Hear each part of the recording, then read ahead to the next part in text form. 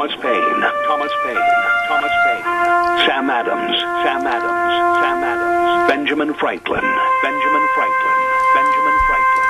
These men spoke up for what they thought was right. From their courage came such documents as the Declaration of Independence and the Constitution of the United States. From their willingness to speak what was sometimes unpopular but right, we enjoy such liberties as freedom of speech, the right to keep and bear arms, and freedom of religion. There are those who still wish to oppress our freedoms, and there are still patriots willing to stand up and defend life, liberty, and the pursuit of happiness. Men like Zeb Bell, who honor our founding fathers and what they stood for. It's now time for Zeb at the ranch, speaking up and defending your freedoms. Brought to you by Magic Valley Les Schwab Tire Centers and all of the other great advertisers on the program. And now, Zeb Bell. Let's sit down at the Thanksgiving table and really give thanks for living in the greatest country in the world, the United States of America. We have so much to thank the good Lord for, and Thursday is Thanksgiving Day. Here comes Kate Smith and God Bless America, followed by a Patriot. Come on, Patriots. Call in with the Pledge of Allegiance. Good morning. And a good morning to you and yours, Zeb at the Ranch. I'm Zeb Bell, and of course with our major sponsor, your Magic Valley Les Schwab Tire Centers, all 7 locations, serving you with the best of tires and of course the best of service. And of course don't forget too, Burley Physical Therapy and Rehabilitation at 1263 Bennett Avenue, Suite 2 in Burley, helping you get back to being you. Right now, let's go to the phone line and have our Pledge of Allegiance. Good morning. Good morning.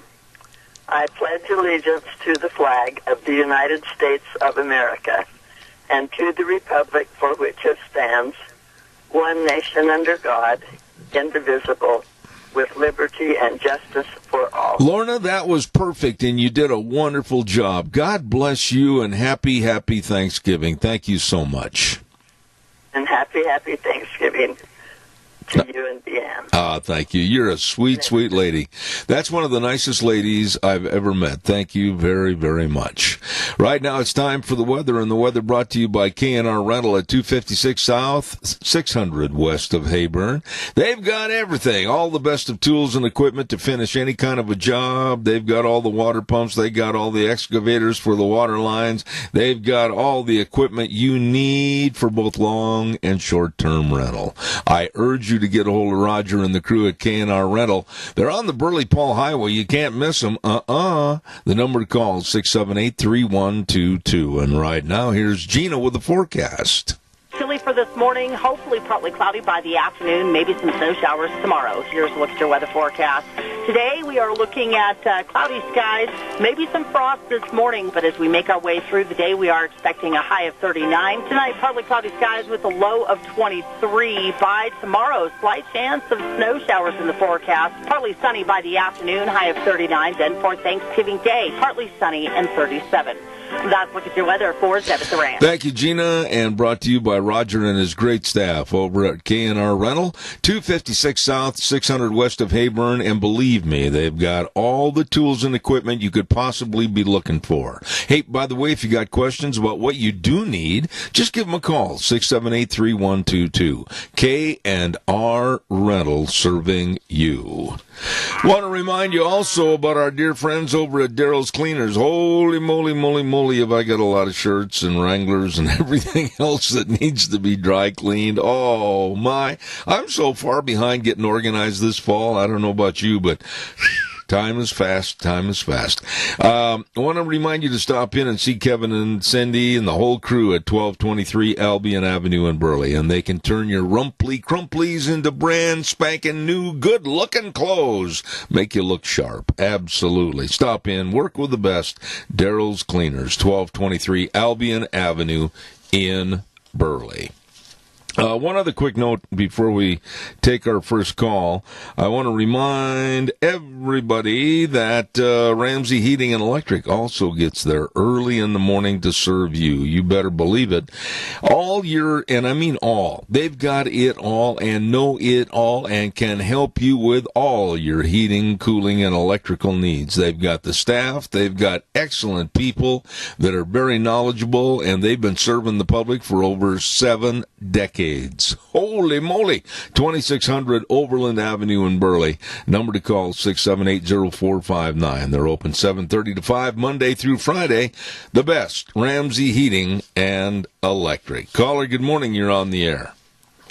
Good morning, Zeb. Yes, sir. You and your family.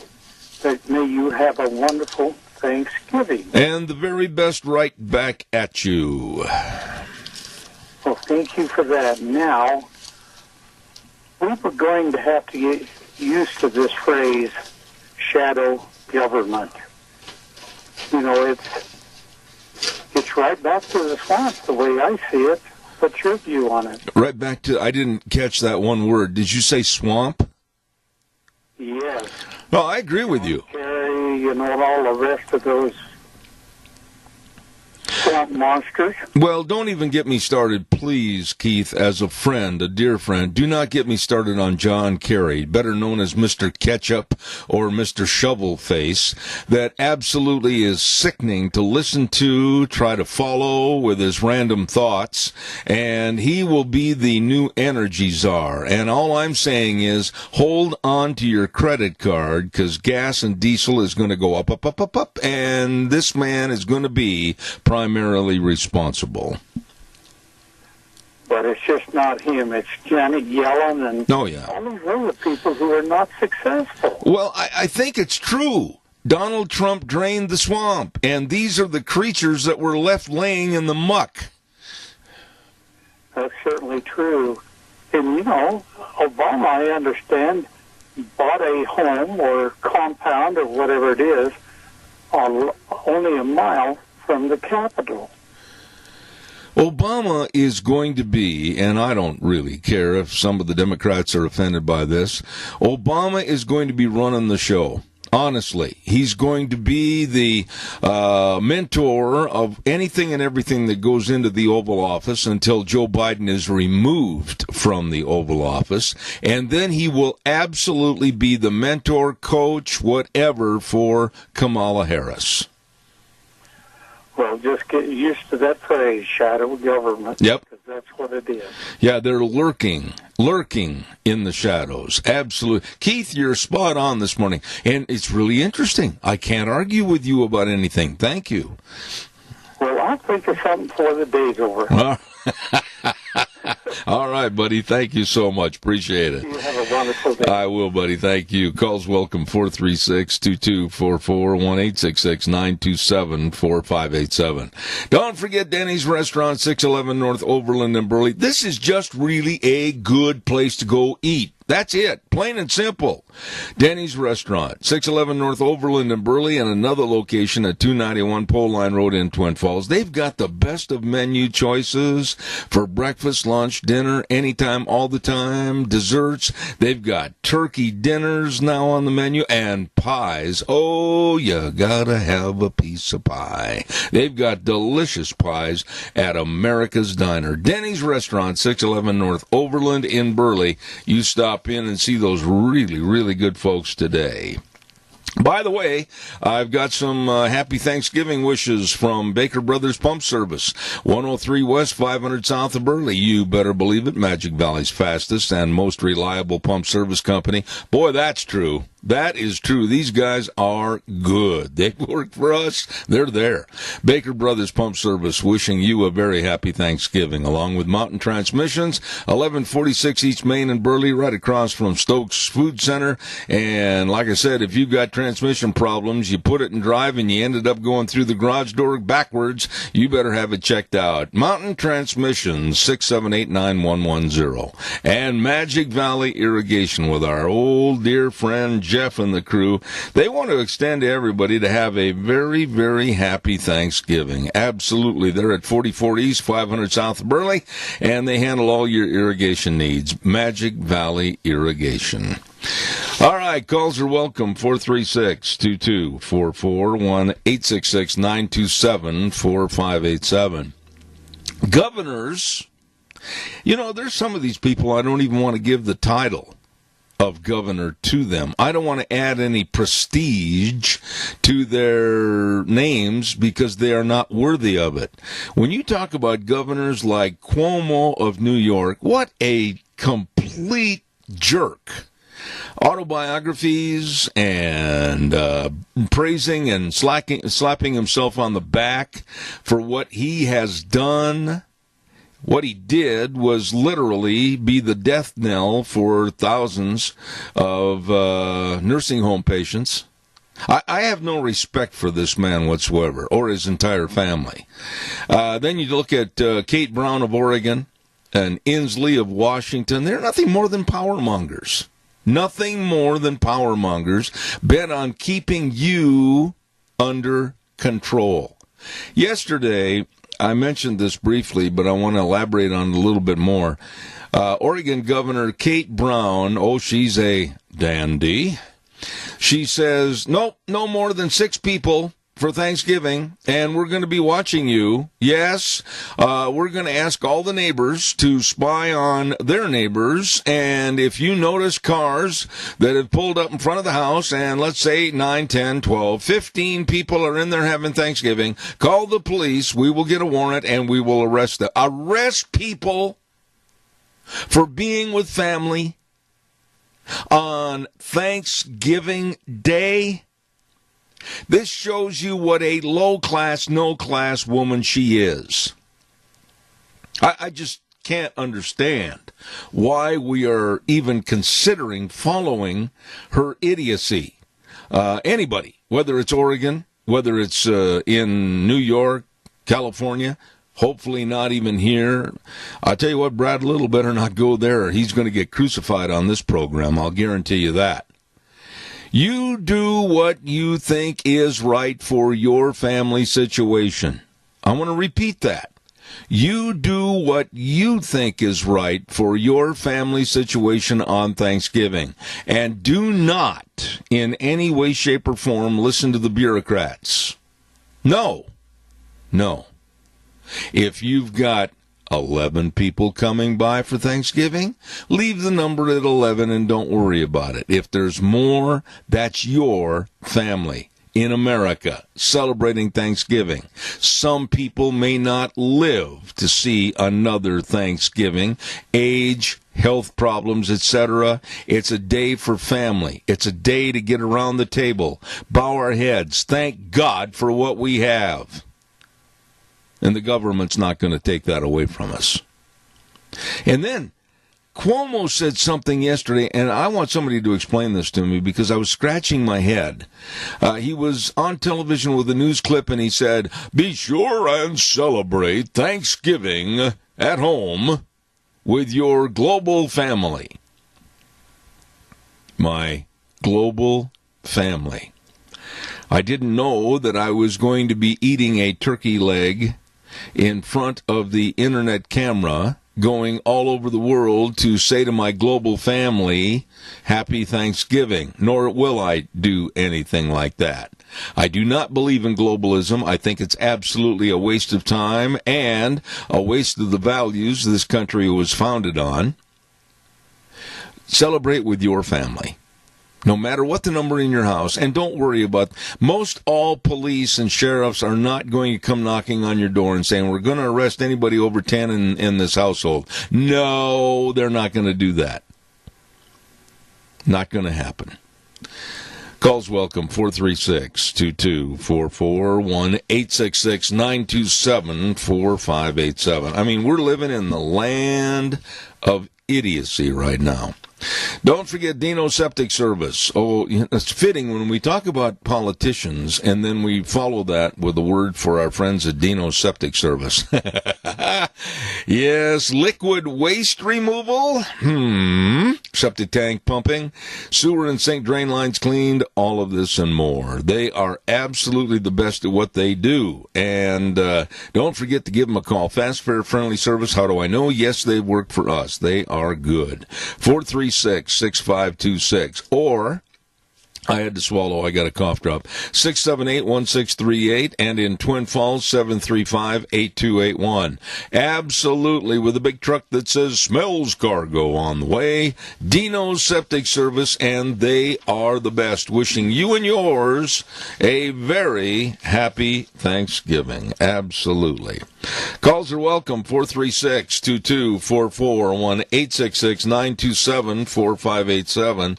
And don't forget, too, your home is the one place where everything should be perfect, perfect, perfect, including your air. Ramsey Heating and Electric helps you achieve the perfect air you deserve with reliable, groundbreaking, award-winning Lennox products. Call Ramsey Heating and Electric, and you can see how that Lennox home comfort system will work for you. Call them today at 678-0459 or visit Ramsey'sOnline.com. Conditions apply. See dealer for details. All right, now it's your turn. Come on, folksies. One other thing I'm going to say this morning, and many, many, many of you have called me on my cell phone and have basically locked in with the same thought. No, absolutely not again. No to any potential lockdown, shutdowns, whatever. Your business in a free society is as important as any other business. Don't anybody throw that garbage, which it is, of, well, this is essential and this is non-essential. Anytime somebody has put their heart and soul and their blood, sweat, and tears into a business to get it running and serve the public and try to make a living, that's essential. And I don't care if it's Governor Little saying, no, we're going to shut down. Don't do it. Take all the precautions. Take all the safety measures for your business, the same as they say are true or to be maintained by the essential businesses, and stay open. Stay open. I will not back up on this. I hope you don't either. It is so ridiculous and so unfair to allow some to stay open and others, close your doors because you're non-essential. What a slap in the face for someone that's trying to put bread on the table, send their kids to school, pay the tuitions, get the car fixed, and all the other bills that come to mind, pay the mortgage, etc. And somebody in a bureaucratic chair says, well, you're non-essential, so you close your doors. Don't do it. Never again. Show me the law that says the state can close you down. I'd like to read it. 436-2244, 1-866-927-4587. I guess maybe because I'm kind of obnoxiously standing on an island this morning yelling back at the ocean, nobody wants to get involved, but I wished you would. Oh, by the way, one thing I forgot to mention, and this just goes along with bureaucratic idiocy. Kate Brown of Oregon, she did come out and say, well, if you don't do things the way I tell you, you're going to possibly get 30 days in jail or a $1,250 fine. Try to collect it, baby. Good morning, caller. Join in the fun. How are you? Good morning again. You know, you must feel like the Maytag repairman. Nobody calls. Oh, and don't say that. Don't say that because... No, don't say that. It was just a little lull there, but I'm blessed. I got the greatest audience in the world, and I thank them for their time that they indulge with us. Do you have another point to make? Yes, I do. This COVID thing is just another step to socialism. Oh, I think you're right. I think it's been utilized for the left. One thing at a time. Yep. These people have learned over the years that a bloody takeover is not the answer. They're just going to work us a little bit at a time. You know what bothers me is that, and I'll say this, I got another call waiting, but Keith, I wonder how much credit, underline the word credit, will be given and passed on to the outgoing, if he does leave, President Trump for what he has done to, at warp speed, using the words of the office, have the private companies come up with a vaccine at warp speed and get it ready for the public at warp speed. It wasn't Biden. It wasn't any Democrats. It was the Trump administration. And I certainly hope that history is kind to the president, much kinder than the idiots at CNN or MSNBC. Amen, brother. All right, sir. That's exactly what I would say to it, is that it's just not fair the way he has been treated. I don't know of any men on this earth, including myself, who would allow myself to be treated that way. I couldn't agree more. He is the best. I could not agree more. Keith, boy, that's 2 calls in a row. We're total in agreement. I can't believe it. Holy moly, put your star on the wall. Thanks, Keith. God bless you. I'm not done yet. Oh, okay. We'll see you. Bye. All right, take care. Caller, you're very patient. Thank you. Go ahead, please. Yeah, I heard him say on the radio yesterday or the day before or whatever on TV, they says, yeah, when we get this vaccination and 70% of the population is vaccinated, we'll have herd immunity. Why not just let us go hug our family, and if we get sick, and we'll have herd immunity? You know, I'm not going to argue with you over any statement about herd immunity or whatever. I am going to say this. I know that we have to be careful. And, Sean, there's a little feedback on the line, if you could help me, please. I know that we have to be careful with our elderly citizens. I am in that category, okay? And many have health conditions, pre-existing conditions, etc. But on the other side of the coin, many may not, because of their health problems and or their age, rely upon the calendar being generous to them to live another year to celebrate with their family. And I will not have bureaucrats like Kate Brown and Inslee and Dipstick Cuomo and the rest of them legislate and dictate that they're going to fine people or put them in jail for being with their families. That's absolutely out of bounds. Exactly. Well, and here's the other thing, too. One of the things we're not allowed to do is hug under some of these whatever. Come on, if we're following the science, then understand the science of what good a hug does to your immunity. I was watching a story the other night, and I do not know. I got in right in the middle of it, and it was a news story about a family where they've lost 2 of their seniors in the family because of COVID. They were in the nursing homes. They never had a chance to say goodbye or visit with them or hug them. And can you imagine the pure torture that's going on with those seniors in those nursing homes, sitting behind glass windows, and their only form of communication is a telephone to the outside world, and all their loved ones with tears in their eyes, and they with tears in their eyes, they can't get that emotional hug or a arm around the shoulder. It just breaks my heart. As you was saying that, you're describing that, I'm thinking, oh yeah, you watch a movie about somebody in prison, and where are they at? They're on one side on a telephone, and you're on the other side of the telephone. We're in a position here. I want to get your opinion on something really quick. We're in a position here where if it's not heeded and watched and studied and held at bay, there could be the same excuse given next year, even though the vaccine is going to be out, hopefully, and people will be able to fight this dreaded Chinese virus. It could be next year, and people might say, you know what? The flu looks like it's going to come back this year and be stronger, so we're going to cancel Thanksgiving and Christmas again. I am very worried that we're going to lose the value system that this country has held dear. I'm afraid of that, too. So go hug your family, because it might be the last time you get to hug them. Amen. And by the way, to you, happy Thanksgiving. Thank you so much. You have a wonderful Thanksgiving, too. Thank you very, very much. Caller, you're on the air. Go ahead. Yes, sir. I was watching the other day, and this gal was on, she's a doctor and a lawyer. And she was saying any of these mandates that they are passing down, for them to hold water, needs to be like a legal case. There should be evidence beyond a shadow of a doubt what they're saying to do is what we need to do. Mm-hmm. Well, mandate is nothing more than a demand by a bureaucrat. Let's face it, that's what it is. Is it law? No. Did the legislature pass it through? No.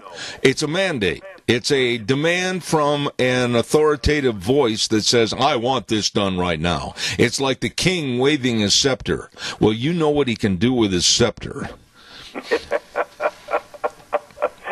Yep, I do.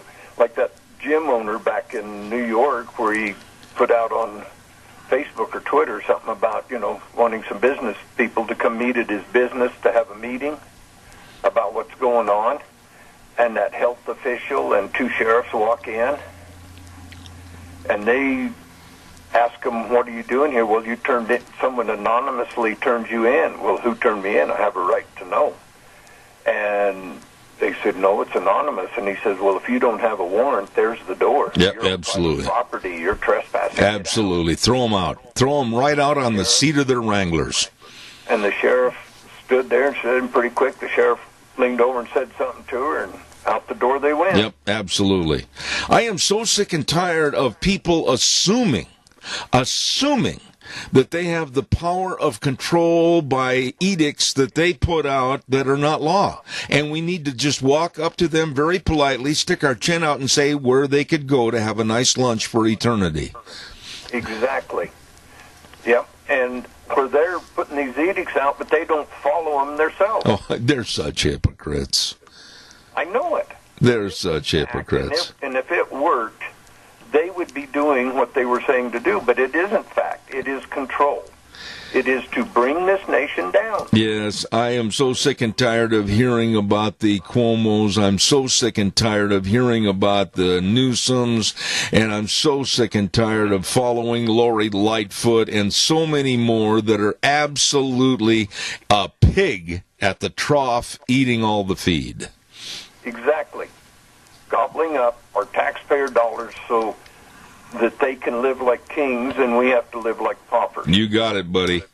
But the main thing is, and I dare you to tell me I'm wrong on this or anybody else, we the people, gee, those are 3 words that ought to be on the head of the Constitution.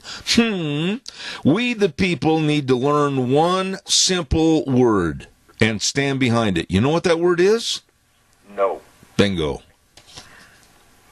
That's a good word, and everybody needs to learn it. Even a child growing up needs to learn what the word no means. You got it, buddy. I really appreciate it. By the way, seniors, let's support our seniors. I know you want to say that real quick. Yes, I do. I said it's Thanksgiving, and it's time to give thanks for what we have. And our seniors, when they were young, they worked their tails off to build this country into what it is. And we are fighting for it right now, and we need to thank them for giving us the opportunity to be what we are. Amen. So go eat there and leave with a full tummy and a full heart. I love that. I mean, that's a great statement, Doug. God bless you and happy Thanksgiving. Thank you so much. Don't forget, more happy Thanksgiving wishes from Golden Valley Warehouse. These are such nice people at 468 West, 1000 South of Burley, 678-7324. And they want to tell all their customers thank you for the business and enjoy your Thanksgiving with your family and your friends. Golden Valley Warehouse. Thank you very much. Vicky's Country Gardens, 185 South, 600 West of Paul. And the lovely Miss Vicky, of course, has gift certificates for Christmas stocking stuffers. Call her. Make sure that you get those for next spring and summer gardening. Vicky at 431-5667. Vicky's Country Garden, happy Thanksgiving. And, of course, AMI 719 Overland and Burley. Look for the big 28-foot wrench over the door going nuts over their bolts. I love that statement. They are a great business with everything you need right there, I'll tell you, to keep your business running. Alan, Corey, Eric, Rob, the rest of the crew at AMI, wishing you a very happy Thanksgiving. All right, calls are welcome, 436-2244, 1-866-927-4587. I really am worried, and anybody within the sound of my voice on this program, whether here in Idaho or across the nation on ZebBell.com, I'm worried about our Second Amendment. I am extremely worried about a Biden administration where when Biden was asked one time by a reporter in the campaign, which he came out of the basement for tentatively and for a short period of time, and was asked about whether or not he would confiscate guns and take guns away from our citizenry, he said, bingo! That's the word that will live on forever. Bingo from Biden. Biden is going to try to get our guns. I do not trust the man. I do not trust the people that are working with him behind him. And I think he will be the destruction of the Second Amendment. I really, really do. I think it would behoove all of us to stay really mad at this Biden administration when and if it takes over on the 21st of January. And when I say stay very mad, I mean stay strong as approximately 73 to 74 million voters that voted for Donald Trump. And we want to stay mad and keep the government looking over their shoulder at us. I think a lot of people are going to be really, really impacted by new legislation and or / laws that the Biden administration will try to put on, taxing of guns. And then here's something that really scares me. Creating a forced government buyback. Now, that's not just like somebody saying, gee, we'd like to buy your gun. We will buy your gun. And you, the owner, will go sit in the corner like a good dog and not say a word. I am telling everybody, do not ever give up your guns. Do not ever allow the Second Amendment to be destroyed, and or, for that matter, primarily the First Amendment. Speak out. Speak up. And tell the government no.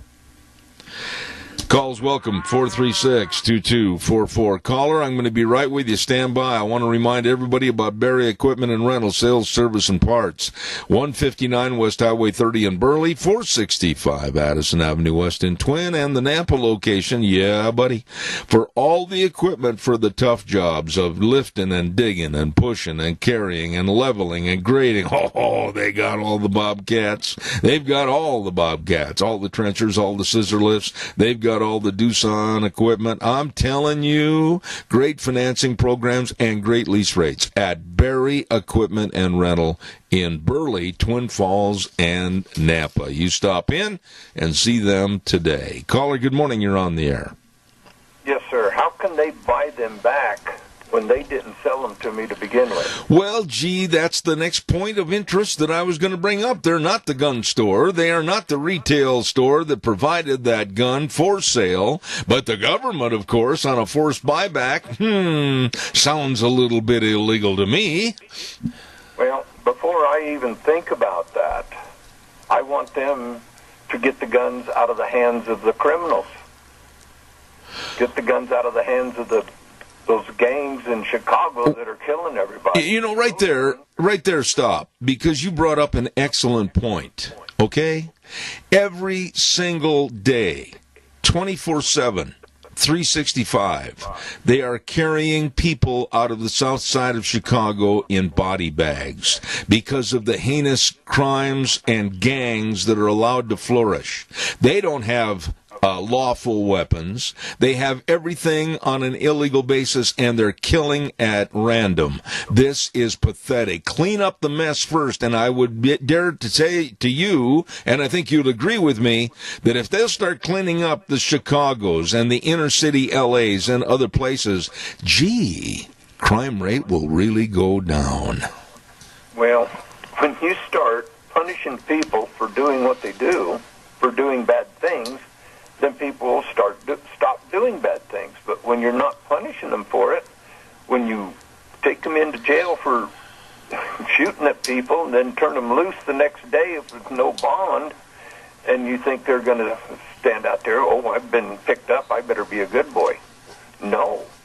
They're going to continue doing what they're doing. When you start punishing people for breaking the law, then the laws will have some teeth. Until then, you're just blowing in the wind. There was a statement made the other evening, and most talk show hosts won't have the guts to mention this because they don't want to be called racist, etc. They're cowards. I will. There was a statement made in a commercial called Move the Sticks, where they want to try to move the way that blacks are treated in our society with law and order and arrests, etc. And they were demanding fewer arrests of blacks. Now, let me ask you this. How do you do that and keep the crime rate down? In other words, if it is a white, if it is a brown skin, a black skin, whatever, perpetrating and doing the crime, who cares what the color is as long as the crime and the perpetrator are stopped and arrested? Exactly. A crime is a crime. It doesn't matter who you are. If you're committing a crime, you need to be arrested, period. I guess what I'm saying is when I heard that ad, Doug, to clarify it, it was almost like, hey, listen, no, you've got to cut down on the number of arrests of blacks in this country. No, that's what we're demanding. Well, then maybe they should cut down on the number of crimes they commit. Exactly. Exactly true. And what happened there was when the Democrats took the black people into the plantation of charity and welfare, and took the father out of the homes and made it more profitable for the fathers not to be in there raising their kids. This is where this problem started. You don't have a father figure to look up to model your life after, then who are you going to follow? You're going to follow your friends on the street and the people that, take you in and like you. The scales of justice, honestly, have nothing to do with the color of one's skin. And when I say that is, if you are a perpetrator of a crime, I don't care if it's a robbery, I don't care if it's a mugging, I don't care if it's a beating, I don't care if it's a crime with a gun, really, the color of your skin should have nothing to do with it. If the color of your skin and in a group is more than others, who cares? Arrest them for the crime, not the color of their skin. Exactly. That's exactly right. And where these police departments now are getting handcuffed that they can't say, well, that was a Caucasian guy 6'6". They just say a guy 6'6". So here's everybody in the community running around helter-skelter like a Chinese fire drill, trying to find somebody that's 6'6". Now, make no note of the fact that he was either definitely Caucasian or definitely Negroid, but no, we're just going to look for a 6'6" guy, and I can see everybody in the NBA running for cover. Exactly. It's not racial profiling if you identify the person. Yeah. That did the crime. But things are really going to change with the Biden-Harris campaign, or not the campaign, but their administration. We are going to see a complete relaxing of the rules, the laws, and I think it's going to be so easy for the left to point their finger like they have and use the term racist much more. Exactly, and they're going to blame it all on President Trump. You got it. You got it. What did Obama blame his economy on? And that's the other side of this coin. Quickly, I want to comment on this. I think Obama, and I've never liked the man. I don't trust the man. I have no regard for him whatsoever. I think he's really low class, and he's using every opportunity to denigrate and demonize President Trump. Very, very seldom in our world of politics have you seen a president that has been out of office for like the 4 years Obama has come back now and try to take a off-the-stage semblance of power and denigrate the outgoing president like this man. He's a total lack of class. Exactly. The shadow government, and that's where it is. And that's why he didn't move over a mile away from the White House. So he could be there. He's still got that house there in Washington. Yeah. Plus his house out next to the ocean, which if climate change was for real and the oceans were going to rise, why would he buy a house that's maybe 10 feet above sea level? Well, John Kerry did the same thing. But you see, it's not what we tell you, it's what we demand of you. And that's where Kerry and Obama, they're all in the same sleaze. John Kerry has no business being in politics whatsoever. After his devastating account of what he did during the Iranian money deal, and you know as well as I do, that was a under-the-table graft and corruption problem from the beginning. Exactly. And I've heard rumor, I don't know how true it is, but it's from a pretty good source, that all that money went to Iran to shut them up about the SEAL Team 6 that got shot down. You know, Doug, if we knew even 10% of really what's going on behind the scenes in politics and the workings of what's going on with graft and corruption, I dare say that you and I would get a bottle of tequila, go to Murtaugh Lake, and probably not come home. I think you're right, buddy. And I think President Trump right now has the opportunity to set this nation on the right path, that if it does wind up the Biden administration, I would declassify everything that went on his prosecutions and his accusing and the Mueller deal. Yeah. I would declassify everything, and I'd even declassify Obama's college record. Yeah, I would go through everything. I totally agree with you and say, audience, America, here we go. You be the judge. You be the judge. Now, Yep. Should we have a special counsel against Biden? Yeah, I got to run. I'm so behind. Thanks, Doug. Appreciate it. Thanks. Weather forecast. I better get that in. Hey, I see some blue sky out there right now. Holy smokes, it wasn't there just a few minutes ago. Our weather brought to you by Mount Harrison Audiology and Hearing Aids. And we know that hearing loss affects each person differently. So they treat each person, I said that with an H and there shouldn't have been, each person, customized individual needs of hearing health. Please get a hold of them today. They're right behind the Minidoka County Hospital, of course, across from the emergency ward, and they're there to serve you at Mount Harrison Audiology and Hearing Aids. Number to call, 312-0957, and they wish you a very happy Thanksgiving. Right now, here's Gina with weather. Chilly for this morning, hopefully partly cloudy by the afternoon, maybe some snow showers tomorrow. Here's a look at your weather forecast. Today we are looking at cloudy skies, maybe some frost this morning, but as we make our way through the day, we are expecting a high of 39. Tonight, partly cloudy skies with a low of 23. By tomorrow, slight chance of snow showers in the forecast. Partly sunny by the afternoon, high of 39. Then for Thanksgiving Day, partly sunny and 37. That's look at your weather for Zeb. I appreciate it, Gina. Thank you. And, of course, Mount Harrison Audiology and Hearing Aids, the very, very best place for your hearing health. Please get a hold of them today. Make an appointment at 312-0957. Mount Harrison Audiology and Hearing Aids. There is an author. I got to read some of this to you. It's really quite good. And his name is Ron Hart. And he has written an opinion piece called What to Expect with a Biden Presidency. And this was written, I got to check the date on this because it came out November 17th, so it's over a week ago. And he said, some of his quotes are really, really interesting. He said, under a Biden administration, expect your civil liberties to be sacrificed with more contact tracing and, like Chicago Mayor Lori Lightfoot, has told people to not gather for Thanksgiving. And he says, oh my wife bought some Hawaiian bread rolls that serve 12. So now I'm fearful that our house may be under government surveillance.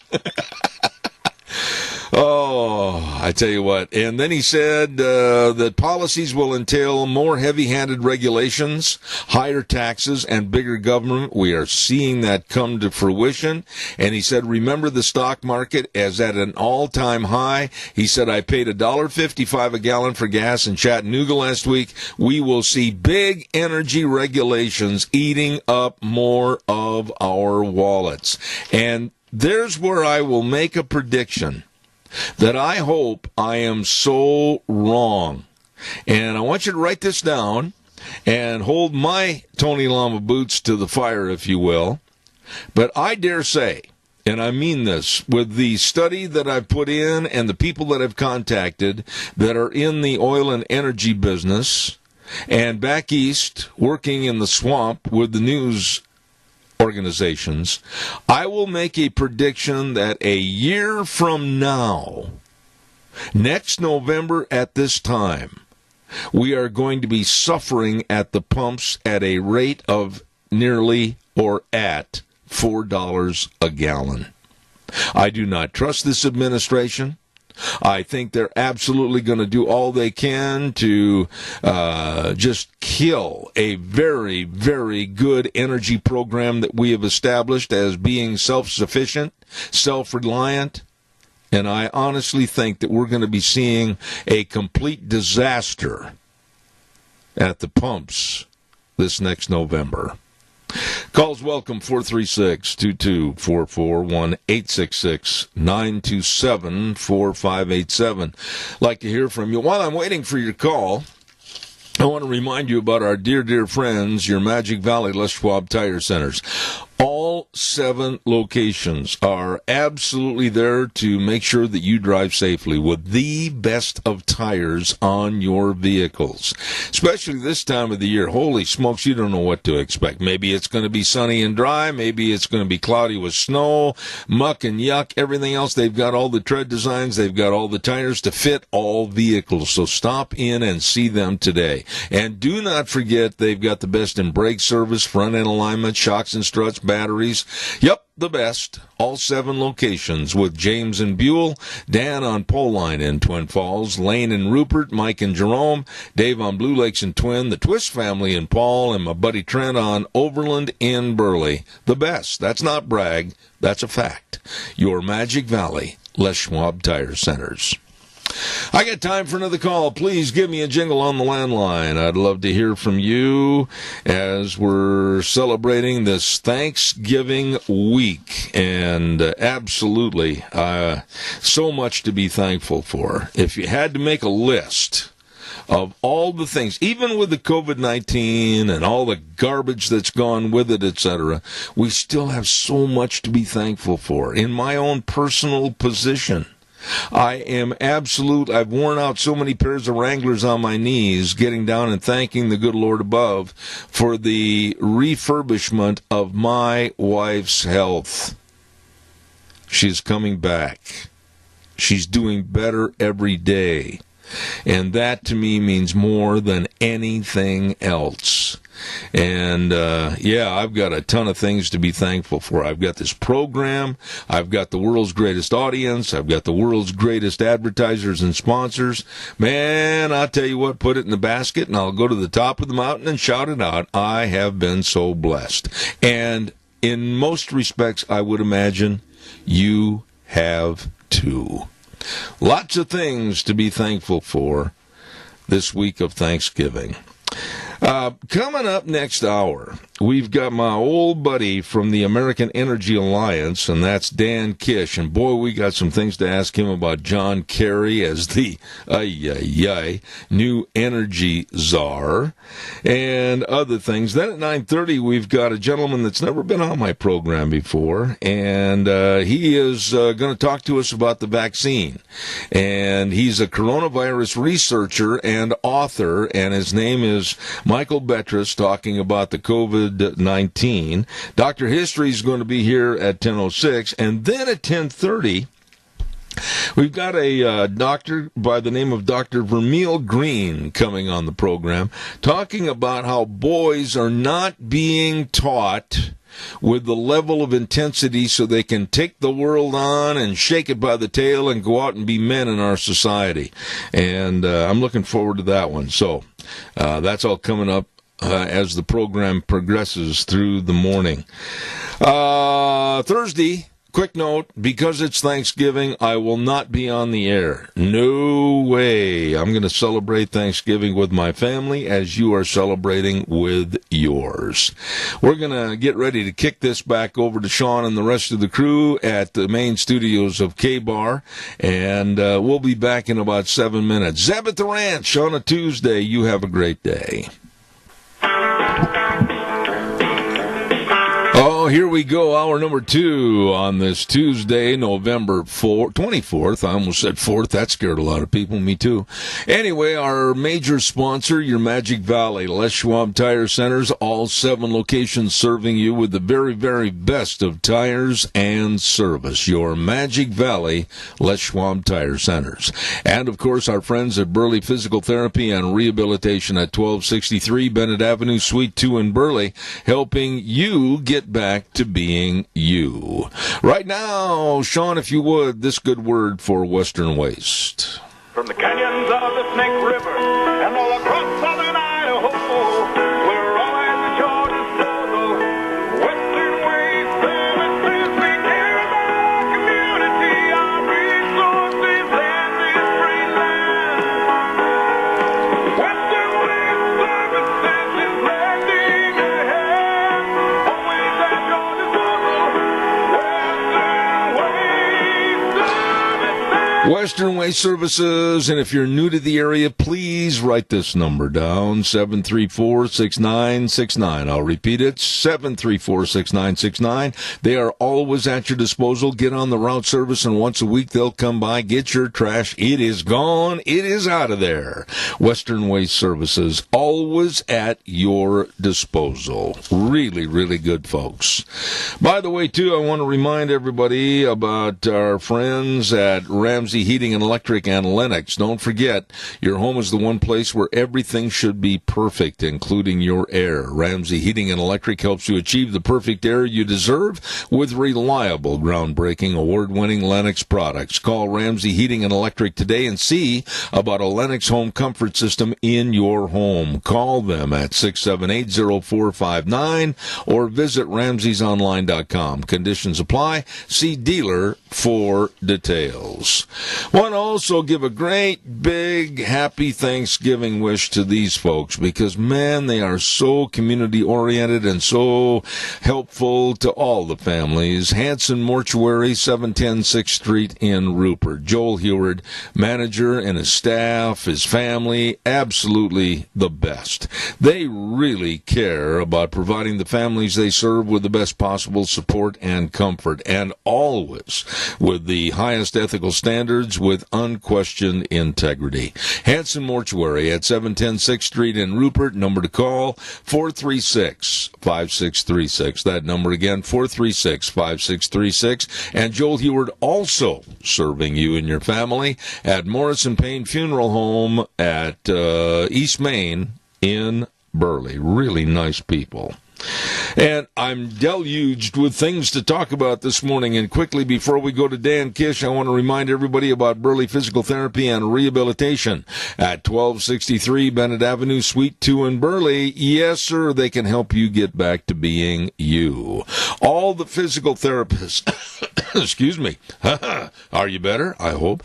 Headed up by Nick Greenwell, the main man over there. And I tell you what, they know their exercises. They know everything. They've got that hydrotherapy pool. They can help you get better and get you back to feeling like yourself. Call for an appointment today, 678-1191. Burley Physical Therapy and Rehabilitation, 1263 Bennett Avenue, Suite 2 in Burley. Holy moly, he's waited long enough. Let's talk now to my dear friend back east with the American Energy Alliance, Dan Kish. Good morning to you. Good morning, Zeb. Dan, I'm going to start right off this morning, and you know all these personalities. We've seen this movie before, but now we're going to be seeing John Kerry, very probably, if not already a slam dunk deal, be the energy czar for the Biden administration. I do not know how your feelings are going to be, but I'm sweating. I don't trust this guy. Well, I'm the same way, Zeb, and you're right. I mean, what Biden said was that if he becomes president, he's going to make John Kerry head of his climate czar, in essence. And by way of introduction, I mean, I think most people are familiar with him, but some of the things they may not know is that under Barack Obama, when he was Secretary of State, he was the one that got us into the Paris Accords. And the reason they're called Accords and not a Paris Treaty was because they knew they couldn't get it passed in the Senate. And as a matter of fact, he fought at the very end with the French to make sure it wasn't called a treaty, because then the Senate would have to pass it. And so they tried to make it some sort of an executive deal, and that's what they kind of did. It's really a treaty. I mean, in essence, what will happen is if we get back into this thing, you'll all of a sudden see environmental groups start suing because we aren't, because, you know, you're driving your truck and it puts out carbon dioxide, and we can't have that if we're going to abide by the terms of this thing. And that's what this is all about. I mean, he's way out there on this stuff. You know, this is, people are going to have to see for themselves, but this is disastrous for our economy, for our energy, for our freedom, because they're going to try to use this to stick their nose into every last bit of business that we've got. John Kerry is not respected at all by me. I mean, I call him Mr. Ketchup. And John Kerry absolutely is a has-been wannabe in politics. He was involved in a very shady deal with the Iranians while Obama was president. I have no trust in this man, dating all the way back to when he was in military service back in Vietnam and basically denigrated his other servicemen that he worked with and for. I don't like the man, I don't trust the man, and I think, and I'm going to be very blunt, I think he would sell out the American family in a heartbeat. Well, his climate positions as well as the position on Iran. I mean, he was the guy who was making the details for that $150 billion that was released to the Iranians, and the C-130 full of cash from various denominations that showed up in a Tehran airport. So, I mean, this is we're going to see some things here if this comes to pass that people are not going to like, Zeb. Well, Dan, let's just go through this one little rock in the trail at a time.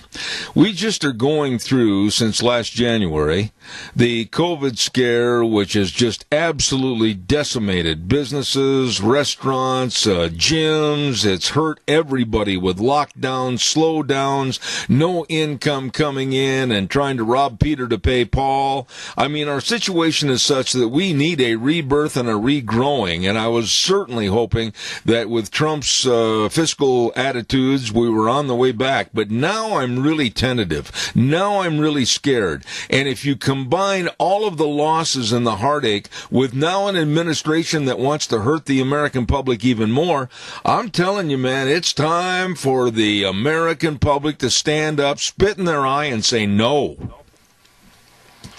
Well, I hope that's the case, Ed, because, I mean, they're coming full bore. They see the COVID, and there have been lots and lots of meetings and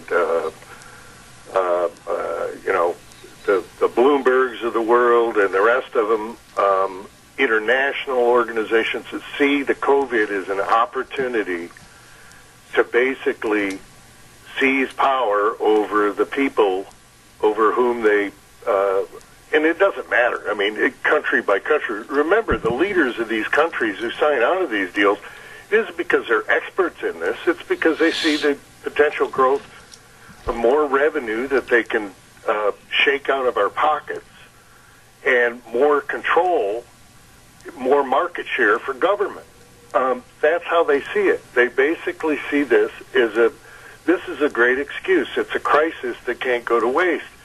And so what they'll try to do, and have already been talking about, I mean, I'm not making this stuff up. They've been out there saying it, that we need to use the same sorts of emergency procedures we've used for COVID,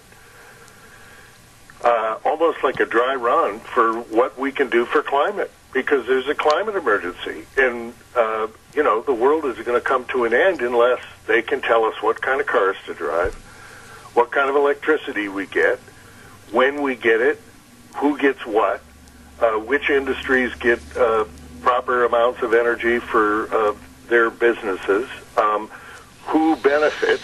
Is it going to be Americans drilling for oil and gas and mining coal in the United States, or is it going to be China mining, who controls the world's rare earth mineral market and strategic and critical minerals? That's what's going to be happening here. They're going to be making decisions, and it looks like they've all thrown their lot in with China, which makes sense for some of these big business guys, billionaires like Bloomberg, whose businesses do a lot of business with China, and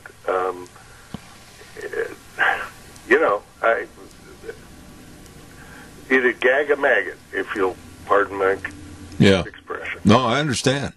I will say this, and I'd like you to elaborate. The Georgia senatorial seats that are up for grabs on January 5th in the runoff, I absolutely am praying, and I'm not exaggerating, I am praying that the two Republicans can retain those seats and the Republicans can hold the majority in the Senate. With the Senate being a very deciding voice, we can curtail, subdue, and put back a lot of the idiocy from the left. Without it, you better find a cave and some buffalo dung, because that's all you're going to have to keep warm. You're right, Zeb. I mean, if they get control, if they are able to pull off something in Georgia, the result would be that life as we know it in the United States would change. They're talking about adding as many as 4 justices to the Supreme Court, packing the court. They're talking about D.C. statehood, Puerto Rican statehood, just to increase the number of senators who would vote with them.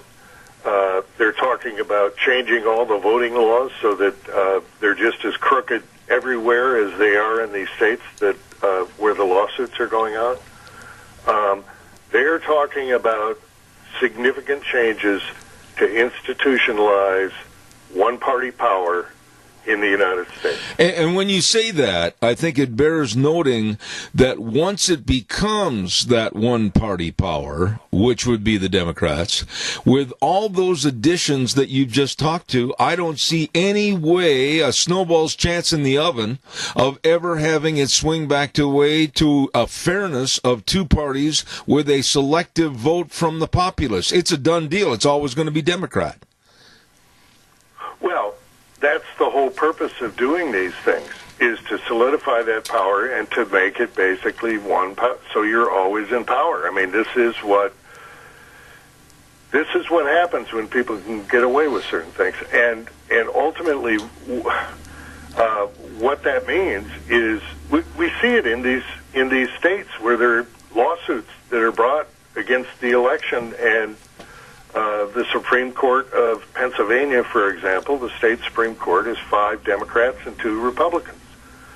And so anybody brings a lawsuit and it makes it to the state Supreme Court of Pennsylvania, sorry, we know which way it's going to go. We had violations of voting standards during the election where observers were, under the law, allowed to look at them counting the votes to make sure nothing was up. And they went to the sheriff in Philadelphia to implement a court order that said, yes, they have to be able to see what's going on. And the sheriff said, sorry, I'm not going to enforce a law. Just like, these sanctuary cities and things like that. If the local government is controlled by certain people and they say that they're not going to enforce a law, it's a one-party town. And when you do that nationwide, all kinds of crazy things can happen. You know, and here's something I wanted to bring up to you. We are energy independent. Right now, we control our own destiny. And with the couple of very short weeks of taking over the White House and the administration turning Democrat, I honestly think that by the end of January, a mere 2 weeks after Biden is inaugurated, I think we could start seeing already then some severe cutbacks, changes, and devastation to our economy. Maybe you think I'm wrong. Please tell me I am.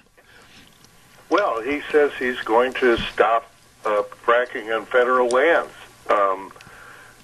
That doesn't affect Pennsylvania, it doesn't affect Ohio, and doesn't affect Texas for the most part. But it will affect job opportunities throughout the rural West, where the government owns all the land. Right. And sure, you're going to see incredible impacts. And what's amazing is you've got states like New Mexico that receive right now have huge budget surpluses because they've been making revenue from those federal lands. They get half the revenue from oil and gas, and they actually supported this. So, or at least their vote tallies say they do. So. It's wake-up call time. You know, and I'm going to say this, and we're good enough friends that you can laugh and scoff at me and tell me how wrong I am. But the bulk of the vaccine will be perfected and or start to be released in the early spring, starting with the seniors and those that are the most susceptible, etc. And I really, in the back of my mind, and I'm sorry, I feel this way, in the back of my mind, I think the Democrats and this administration are going to try to elongate and hold back on the vaccine deliveries for the American public, knowing that it is a factor of control, knowing that if the vaccine is released, there's going to be a lot of happy campers and people are going to be excited about it, and they're going to think, hey, we can try to do this with our business and that with our business, etc.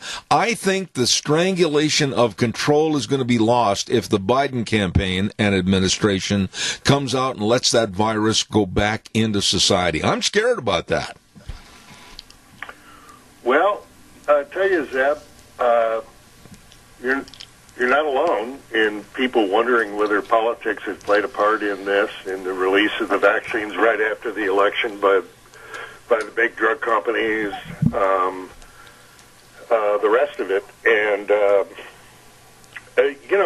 you can almost see a potential State of the Union address in which a incoming President Joe Biden, one of his speechwriters, says, well, we now have a vaccine that will be rolling out for coronavirus, but we don't have a vaccine for global warming. We're all going to have to do things to socially distance ourselves from carbon emissions. Yes. Yes. I totally agree with you. I see this as a complete stranglehold on the American public to get and do and demand what they want. I could not agree with you more. Yeah, I mean, they've said this is a dry run for climate action. That's what the people are urging. And when you have people like John Kerry involved, that's the sort of stuff you better look forward to. So, are there any safety valves anywhere? Are there, I guess back where you are from and where you live, do you see that the American public is getting sick and tired of being pushed around?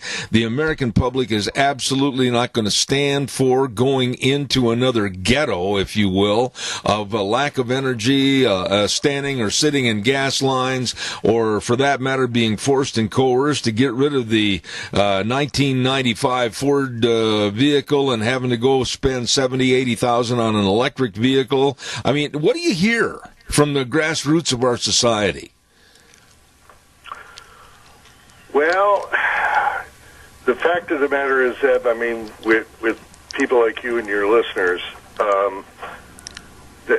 they're very cognizant of what this is. But for the vast majority of these people that live in these, the sort of have been dumbed down in these cities. They think they're smart. I mean, they have advanced college degrees and things like that, but what they don't have is common sense. Right. And they aren't being fed the information, honest information from the news media. In fact, if they do get fed that media, the social media people take it down.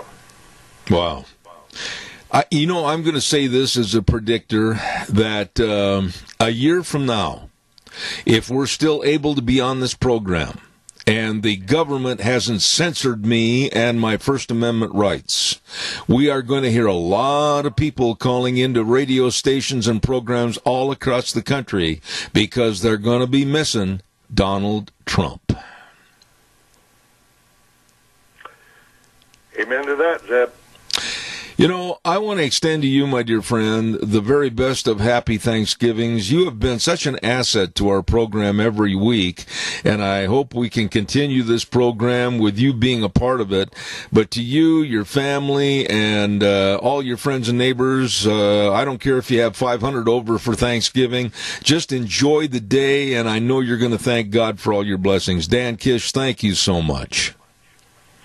Thank you, Zeb, and a happy Thanksgiving to everyone. Remember, we have a lot to be grateful for, despite all the nonsense that we find ourselves in. So, amen. And we'll talk to you next Tuesday. God bless you, my dear friend Dan Kish, American Energy Alliance. Thank you so much. God bless you, Zeb. All right, take care.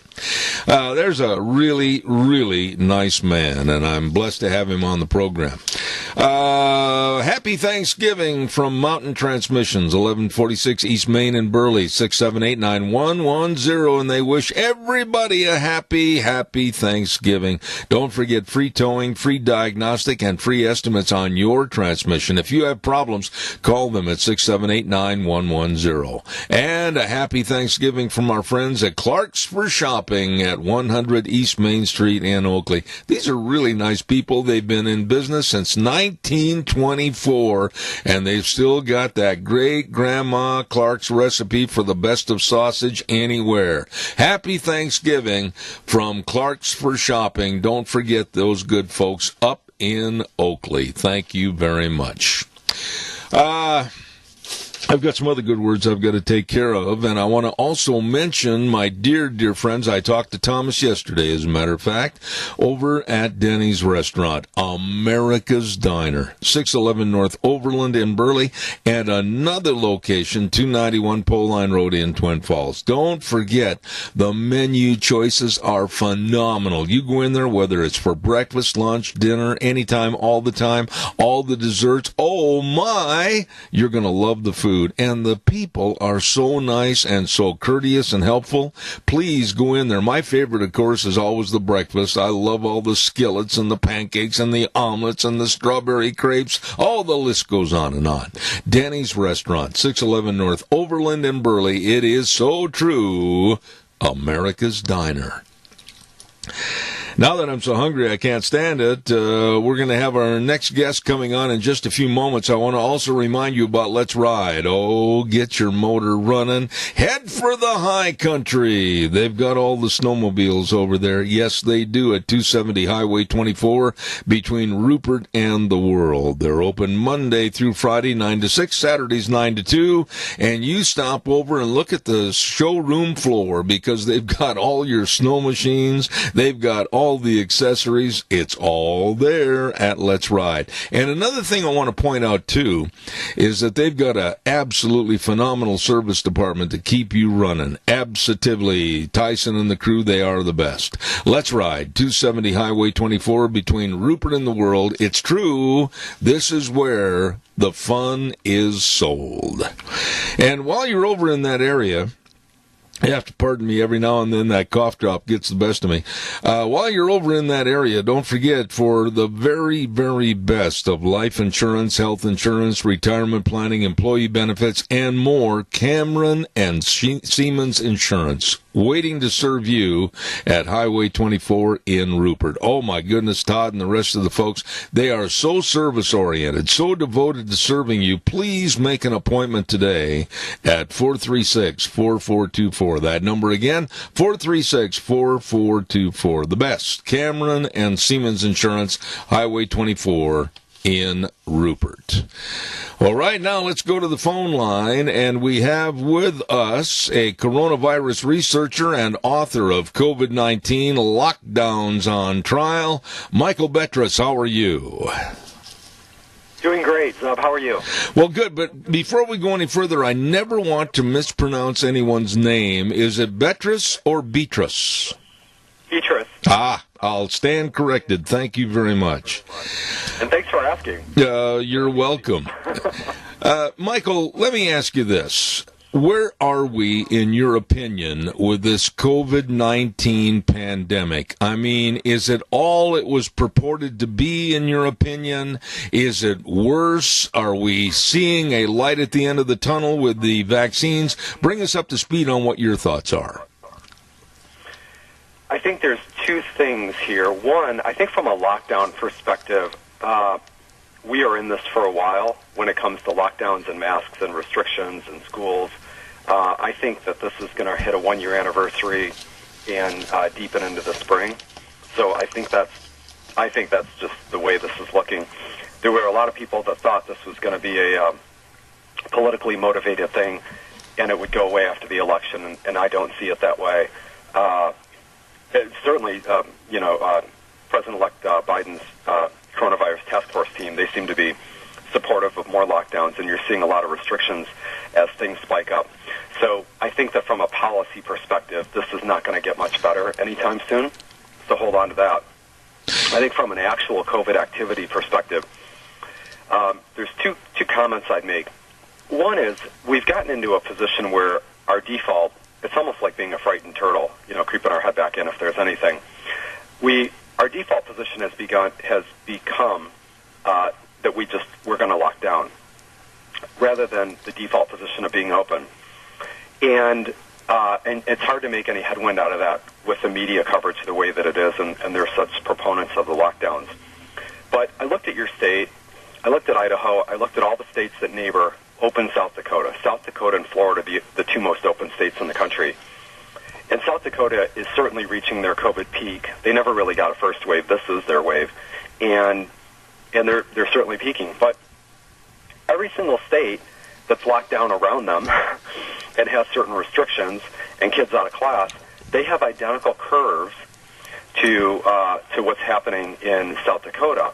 And so if you're going to lock down, it feels like the COVID performance in terms of cases, hospitalizations, and fatalities, they should be crushing what's happening in South Dakota, and they're not. And when you look at the performance of what's happening in the states that neighbor Florida, they have basically the same type of activity that Florida does.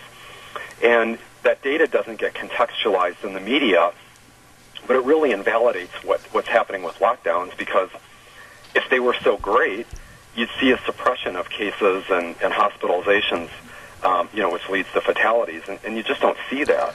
And so even in your state, like in Idaho, 15% of all your hospital beds are occupied with patients that are positive with the virus. But in South Dakota, it's 13.6%.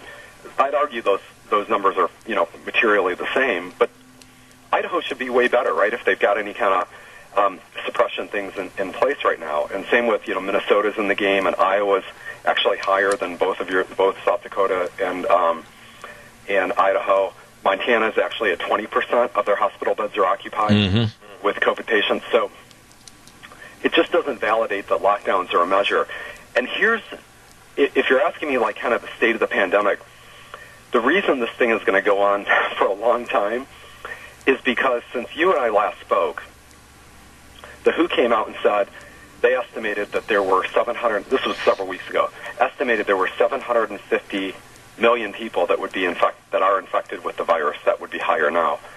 If you extrapolate that in America, that would mean that we had 153 million Americans infected, which would be like 175 now. So whatever the number is, it's definitely over 100 million people that have been infected. Every random sampling suggests that. If that's the case, and we're doing 2 million tests a day, which is what we're doing right now, I'm almost surprised we're not seeing like 300,000 cases a day. That's not necessarily a bad thing. That doesn't mean 300,000 people are sick. And so if our measuring stick is cases, we're going to have cases. We're going to have cases indefinitely. The only thing that's going to end cases and end this thing is immunity, and that's going to be either through herd immunity, a population immunity that happens organically, or a vaccine. And even then, we're still going to have to deal with COVID, to varying degrees the rest of our lives. I mean, it's just going to be a part of, flu viruses and things even down the road. So I don't understand with these lockdowns what the end game is, because hospitals aren't full. 8% or so of all hospital beds in the country are occupied with people positive with the virus. But when you've got so many people that are positive and they go into the hospital, they're all getting tested.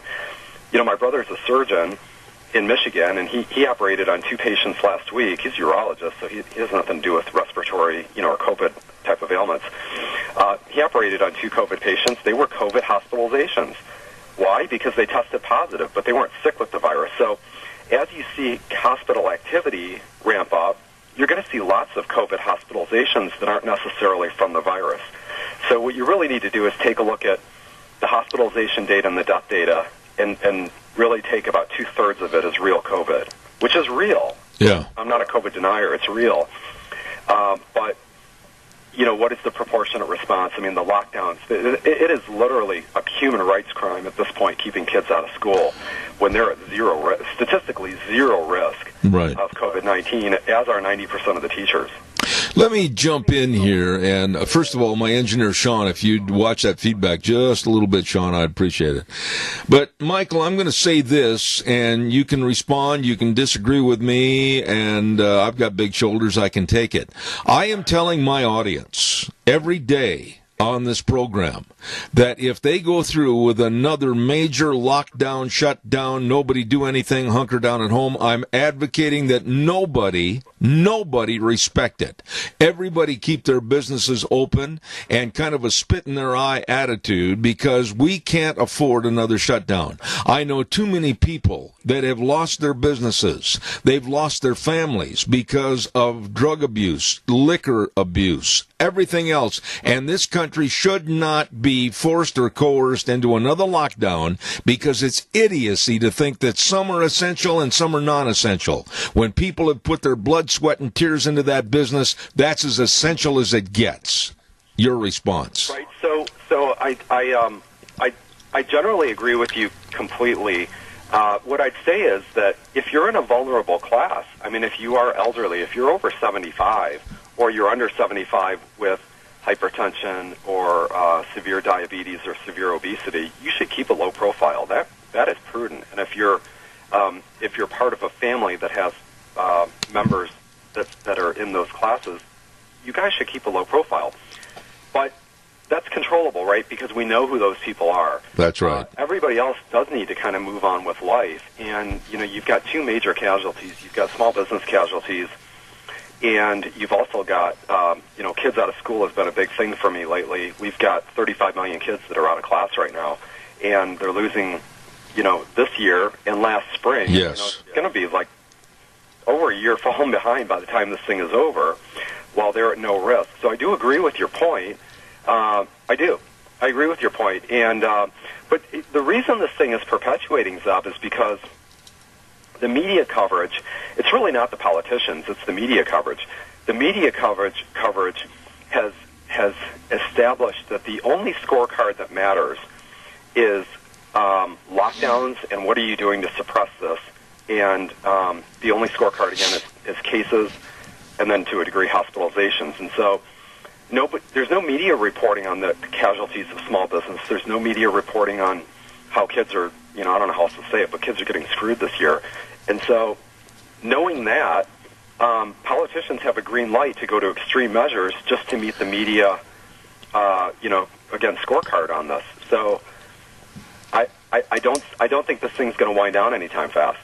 Let me just say that I probably should have added into my little tirade that my wife and I both have extenuating health conditions that could be ascertained as being life-threatening if we do come down with COVID. However, we take all the precautions. We go to public places, whether it's the supermarket or wherever, we wear the mask. We make sure that if Deanne's going to go shopping, she wears also the rubber gloves. We're very careful about hand washing, hand sanitization. With getting the truck or the car, we'll always make sure that we have the hand wipes available. We're very, very cautious. But you can't live in a hazmat suit and live in a bubble. People's lives are at stake for doing that. You know what? I agree with every single thing you said. What you're doing is prudent and responsible for yourselves, and that's what people should do if they're in those classes. I mean, I've got parents that are 89 in Detroit, and we've kept them on a very low profile, not really leaving their property for 8 months now. I've got a son who's 20 and away at college, and I've told him to live his life as freely as his community allows him. That's just what you do.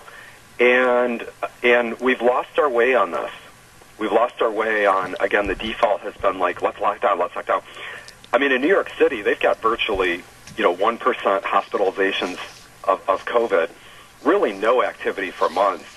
And they just shut down schools last week. Yes. 1.2 million kids, the largest school district in the country. And those kids are, they were trying to get a little attraction there, and now they're out. And they won't be going back anytime soon, based on some of the things I'm hearing. And it's just a travesty. When we look at the control factor, and please, Michael, don't think I'm some right-wing nut hanging on the branch of a tree, but let's look at it really factually. When you look at the control factor, this COVID-19 has created a premise for the left to take over a new administration and control the people. They can't go anywhere. They've got them right under their thumb. And I'm very, very worried about the expansion of the vaccine and the distribution of the vaccine. I think that they're going to be really dragging their feet come spring as far as distribution of that vaccine, because it would take away some of the control they have on the people. I don't have a comment on that, honestly. I think you're seeing a lot of conservative states have some pretty extreme measures right now. I live in Texas, and we've got our kids aren't in class. I mean, they're in class about half time, but half our kids in our school districts in Texas are failing. Ohio's got very strict restrictions, so it's not just the. There is a high correlation between Democrat and Republican-led states and their restrictions, but there's not many. I mean, again, I can only pick two states that I consider to be, what I call open: South Dakota and Florida. Mm-hmm. And so I agree generally with what you're saying. I do probably think that when a vaccine comes out, it will try to get ushered through. I think that at some point, people like me, we don't have loud voices. So, I mean, the whole anti-lockdown data community is fairly small. I mean, there's no mainstream media outlets. You've got two anchors primetime on Fox News that talk about it. OAN and Newsmax do a bit, but generally the mainstream media does not talk about lockdown casualties that you teed up our conversation with. So, but I do think probably when a vaccine comes out, if it seems viable and it seems to be working, it probably finds its way out, as quick as it can. Michael, do you agree with the news gathering of the data on COVID-19 as far as all the potential cases and then also the death count, to put it bluntly? I really question the numbers that they throw in front of the public. Are you in agreement with them or not? Well, the data reporting is abysmal, and so it's a bit of what I talked about earlier. So somebody positive or even probable with the virus gets counted, and if you have, let's say 100, I'll use the WHO's number, let's say it's 150 million, that's almost half of America are infected, you will get high numbers. So it needs to be contextualized, and even the official 260,000, whatever the data, the death total is now, the real number, if you peel into the CDC numbers and look at all the causes, the real number is, more like 180,000 or so. And that's real. That is a real number. And that's significant. But I don't feel like they've contextualized it. The median age of COVID fatalities exceeds life expectancy in every single country of the world. That's biology. That's not going to change. That's just how it is. And so, no, I don't think they've done a good job of tempering this. All you hear is this fear around cases. And then you'll see all this hype around, like, oh, my God, look at South Dakota, they're open, and look at their cases skyrocketing. But then what they don't tell you is every single state around it is having the same situation. All these lockdown states that are all around South Dakota's perimeter, they're in the same boat. And so they'll talk about, oh, my God, Florida's up 300% in hospitalizations in 60 days. That's true. But so is every other state around it. And the country's up 4 times as much. So it's just invalidating that lockdowns do anything, and yet here we are. I want to wrap this up because I'm almost out of time, but I want you to go ahead and give me one more comment. The virus is a virus, and being a virus, it's not going to go away. It can mutate and come back in various forms, just like the various strains of the flu. And you made a very, very astute conversation piece a little bit ago when you said we're going to have to learn to live with it. I don't want to die with it. I want to learn to live with it, and we're going to have to learn how. Well, right. So I agree with that. We are going to have to live with it. But, our survival rates from ICUs are about 30% better than they were. So treatments have gotten a lot better. That will continue to get better. If we get a vaccine, that will also dull the edge and insulate a lot of people that would be vulnerable. And then what you'll see in a year or into next summer even is this will end up more like a flu type of environment than it will like a pandemic type of environment. But again, the lockdowns and the severe consequences on the population, it's just not proportionate. It's like we're living in the twilight zone now. Like, kids are 2% below average in deaths this year, people 25 and under. Below average. While we're up 350,000 deaths for the year, people 25 and under are actually below average, and they're out of school. I can't even believe it. Mm. Where can you find the book, COVID-19 Lockdowns on Trial, written by Michael Beatrice? Where is it? It's on Amazon.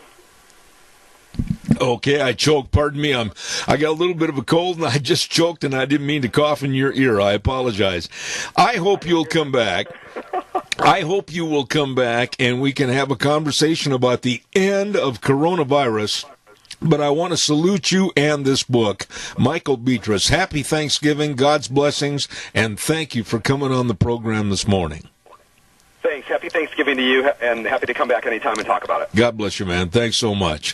Very interesting individual, Michael Beatrice, and he is a coronavirus researcher. You could tell he knows what he's talking about, and author of the book COVID-19 Lockdowns on Trial. Wow. I've had this cough for I don't know how long, way back into the latter part of August, and unfortunately it's still coming back and rears its ugly head. Time for the weather, and the weather brought to you by Phillips Oaks, Goodwin, Crane and Company, and they are the professionals with accounting services to the Mini-Cash area and beyond for well over 50 years. These people really know. These people really can help. These people know all about tax return preparations, tax planning, assistance with IRS communications, business consulting, bookkeeping services, retirement planning. The list goes on and on. They are the professionals with offices in Burley and Rupert, Phillips Oaks, Goodwin, Crane and Company. And right now, here's Gina with the weather. Chilly for this morning, hopefully partly cloudy by the afternoon, maybe some snow showers tomorrow. Here's a look at your weather forecast. Today we are looking at cloudy skies, maybe some frost this morning, but as we make our way through the day, we are expecting a high of 39. Tonight, partly cloudy skies with a low of 23. By tomorrow, slight chance of snow showers in the forecast. Partly sunny by the afternoon, high of 39. Then for Thanksgiving Day, partly sunny and 37. That's a look at your weather for Zed at the Ranch. Thank you, Gina. And that four-letter dirty word, snow, in the forecast. Anyway, for those that love the snow, it might be coming. Look out. Hey, the professionals bring us the weather forecast for this hour, and they are Phillips Oaks, Goodwin, Crane and Company. Don't forget offices at 1710 Overland Avenue in Burley and 625th Street in Rupert. You bet. The very best of accounting services to you, your family, and your business.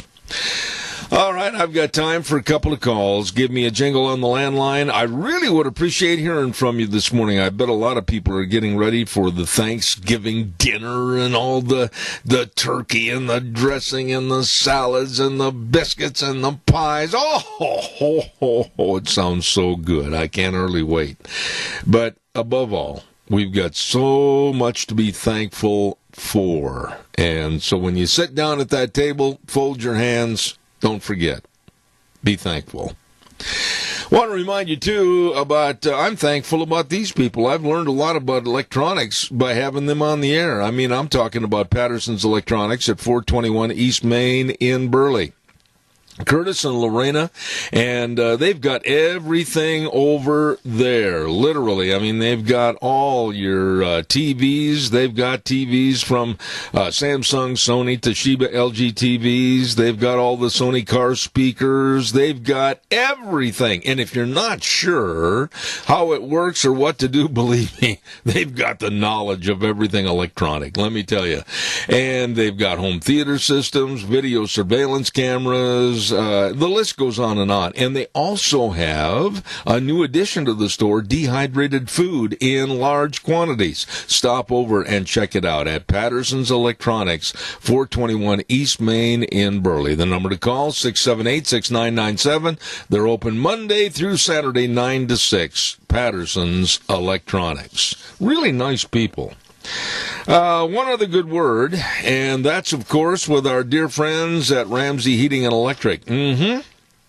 And then I'd like a call. Boy, would I like a call to have somebody sharing my misery.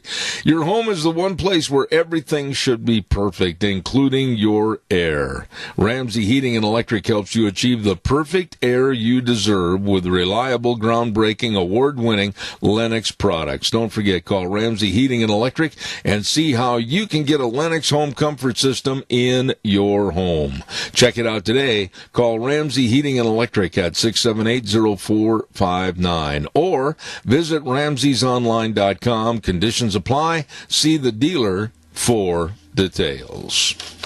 All right, 436-2244, 1-866-927-4587. There's a book called Blitz, and it was written by David Horowitz, and he is a renowned conservative commentator. and also a New York Times best-selling author. The book called Blitz, Trump Will Smash the Left and Win. I'm trying to get him on my program this next week, and we're working hard with his booking agent. And he made a statement that he said, by now you should realize that we are at war. It's a conflict that began nearly 50 years ago when the street revolutionaries of the 60s joined the Democratic Party. And their immediate goal was to help the communist enemy win the war in Vietnam. And he goes on in this kind of an overlay of what he talks about in his book, and he says, it's a war against us, against individual freedom, against America's constitutional order, and against the capitalist engine of our prosperity. Democrat radicals know they want what they want and where they are going. And he just absolutely is a man that calls it like it is.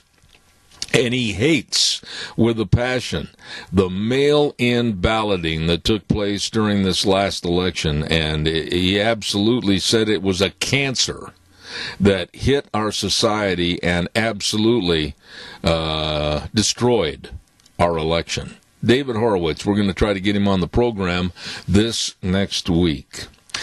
Let's see what's coming up next hour. Dr. History probably is sitting out in the yard right now in his brand new shiny white chrome polished pickup and ready to come into the studio momentarily. And then at 10:30 this morning, we're going to have Dr. Vermeil Green come on, author of the book, Please Teach Me Like I'm a Boy, 10 Steps to His Success in School and Life. And so we're going to kind of break that down a little bit with Dr. Vermeil Green, a former school teacher and administrator for more than 45 years. This lady holds degrees from many, many colleges. Caller, I've got a minute left. Go, you're on the air. Zeb? Yes.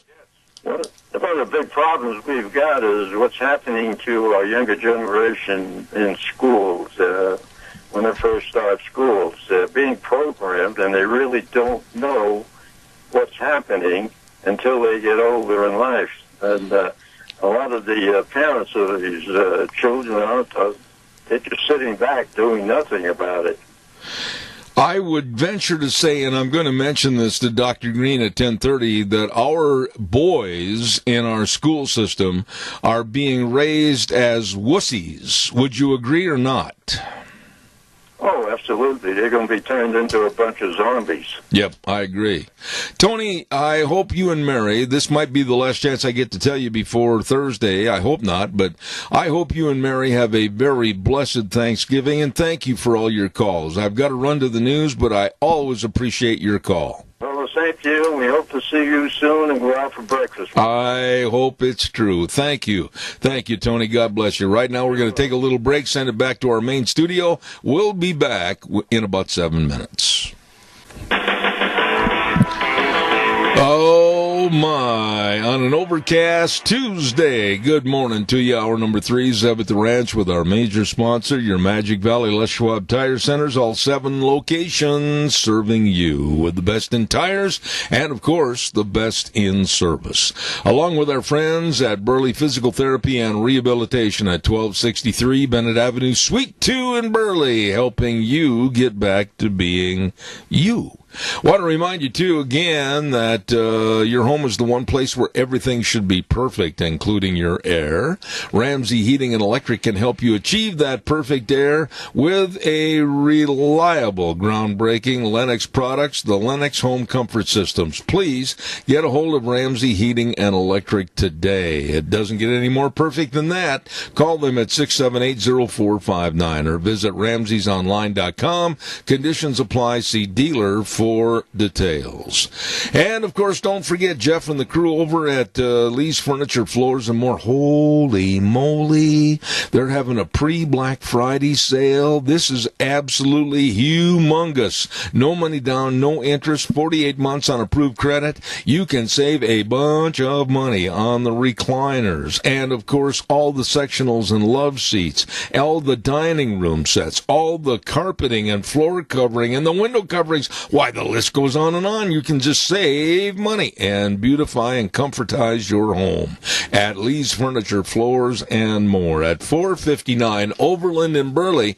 You stop in and see those really good folks today. Right now, he is here with all of his radiant glory. And he has a doorman that, when he opens the door of his pickup, comes over and polishes the door handle so everything remains shiny and gleamy. Here he is, Dr. History. Zeb, you didn't mention the red carpet that you roll out. Yeah, I know. For me. The dog ate it. No, okay. So I got to say hi to a couple of people, Zeb. Scott in New Mexico. Scott in New Mexico. In New Mexico. And he suggested a story, and I haven't looked it up yet, a story about Starvation Peak, and I don't know anything about it. But you got me on that to one. Scott, I am going to check that out, and I have to also thank Jeff, who was one of the ones that, and he's been a long-time listener. I've heard quite a bit from Jeff, good listener. He's one that also suggested a story on Bass Reeves, which we did. Oh yeah, I enjoyed that. Yeah, that was fun. Every time there ought to be a ballad, a country song that says the Bass Reeves. Bass Reeves. Well, I've never heard you sing, Zeb, and I don't know that I want to. Well, I don't really care that I take your negative impact on my program. Goodbye. Well, you and I probably wouldn't make the Mormon Tabernacle Choir, right? Well, we're not that bad. I bet you if we tried real hard, we wouldn't chase that many cats away.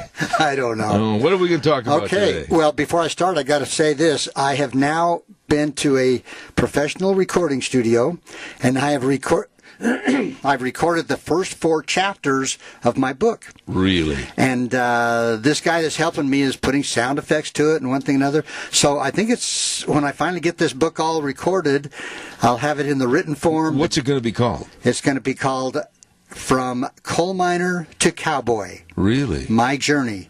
Wow. A story about a guy named John T. Radmore. And they're putting sound effects behind it? Oh, it's wonderful. Yeah, you did this down in Salt Lake, right? Yeah. In fact, if we have a minute after the show, I'll let you listen to about a minute of it. Oh, man, I'll tell you what, that's impressive. Now, be honest. Be honest. Okay. Because I've done tons of voiceovers for major commercials on television and everything else. How many takes did you have to take? Zeb, you've heard me on this show. That's all I'm going to say. Okay. All right. So, I'm going to tell you a story today about a guy, and I'm going to bet most people have never heard of this guy. His name is Cherokee Bill. Cherokee Bill. I never have. Okay.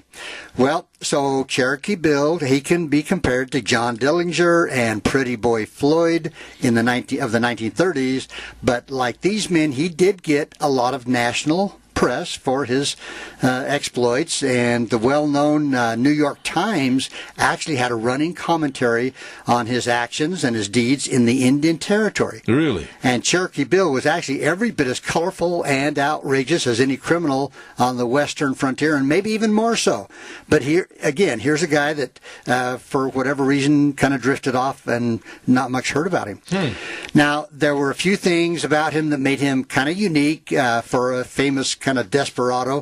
First and foremost, he was actually part Cherokee. He was a citizen of the Cherokee Nation, so kind of a mixed blood type guy. Okay.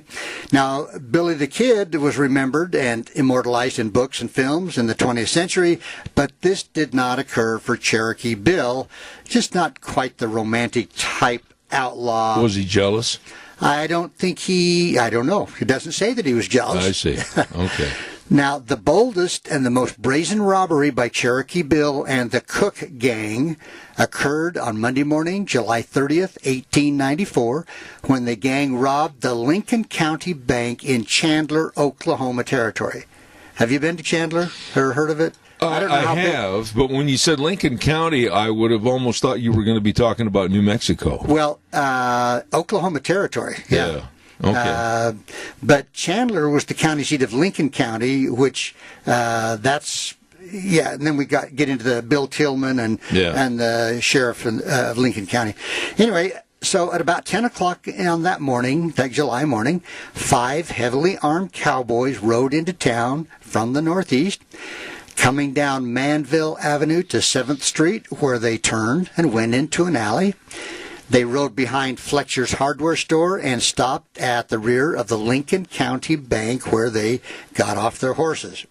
Now, there's a newspaper article, and I'm going to read what they said because of the unique terms that they used in that article. All right. So here's what the Guthrie Daily Leader newspaper earlier on August 1st said on the front page story.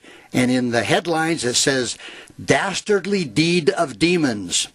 The Lincoln County Bank at Chandler looted. A citizen ruthlessly slain."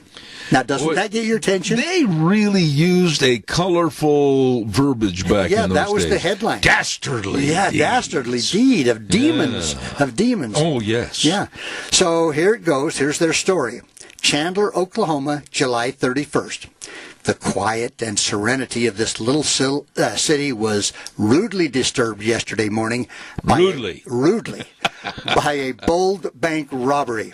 At about 9 o'clock, 5 horsemen, dressed as typical cowboys and heavily armed, rode into town from the north along the street east of the courthouse, and turning down the alley back of Fletcher's hardware store, proceeded to the rear of Lincoln County Bank, where they dismounted.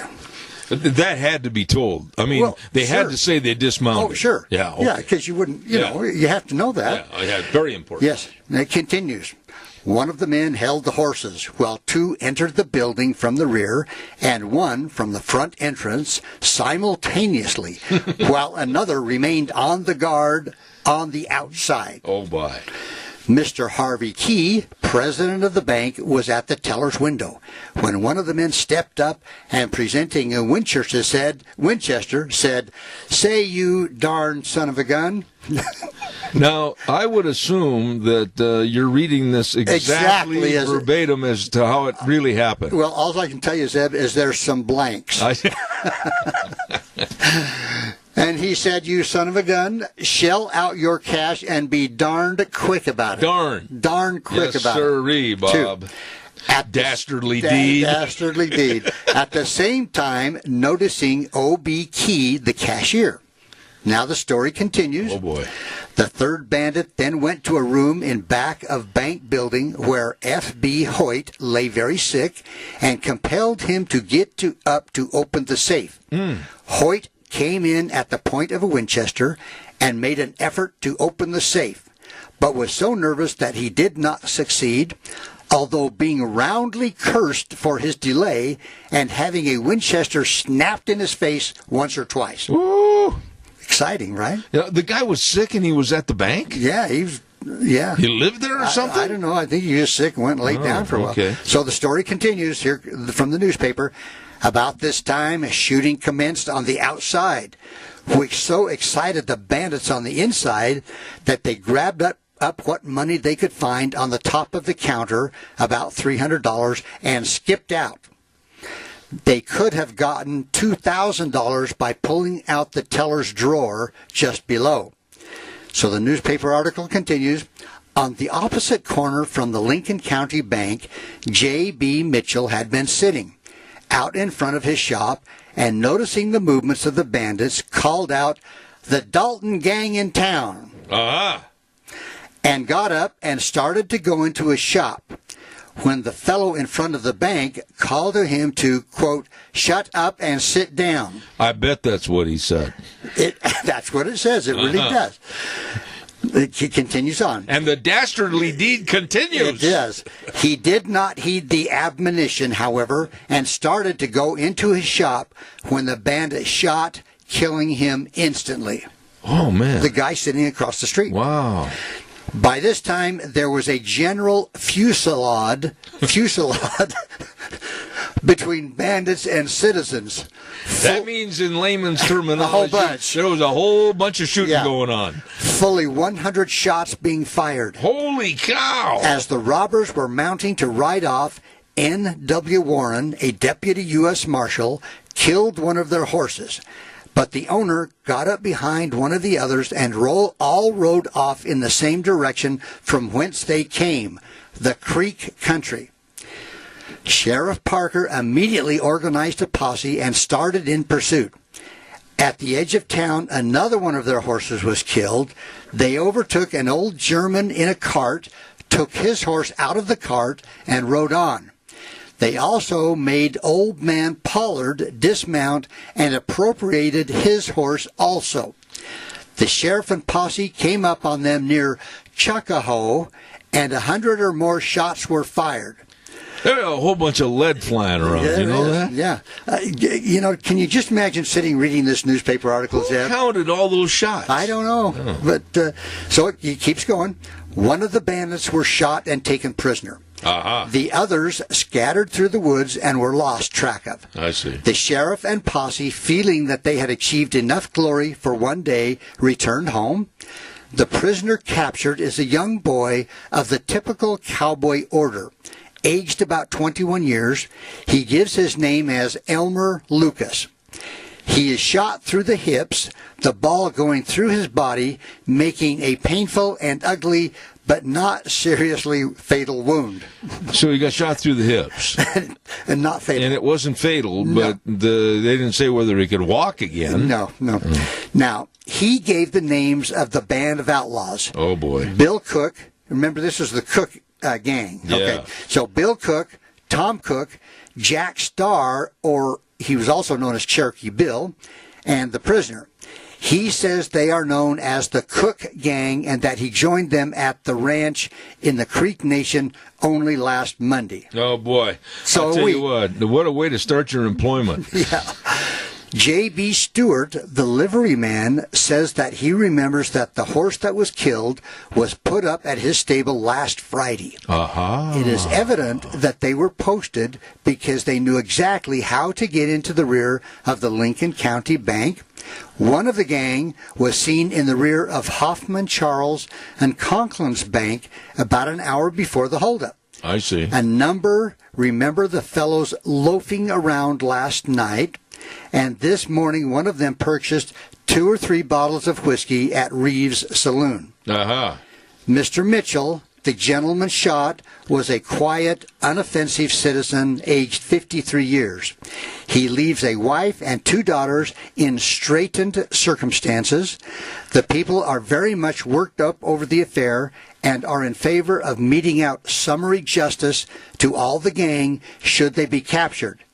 But as they made directly for their haunts in Creek Country and are now safely hiding in the canyons and caves of that section, there is little hope of capturing them. Let me ask you a question right there. Okay. I'm assuming you're talking about these bank robbers escaped to what was called the Indian Nations at that time, where the law actually couldn't go and get them, could they?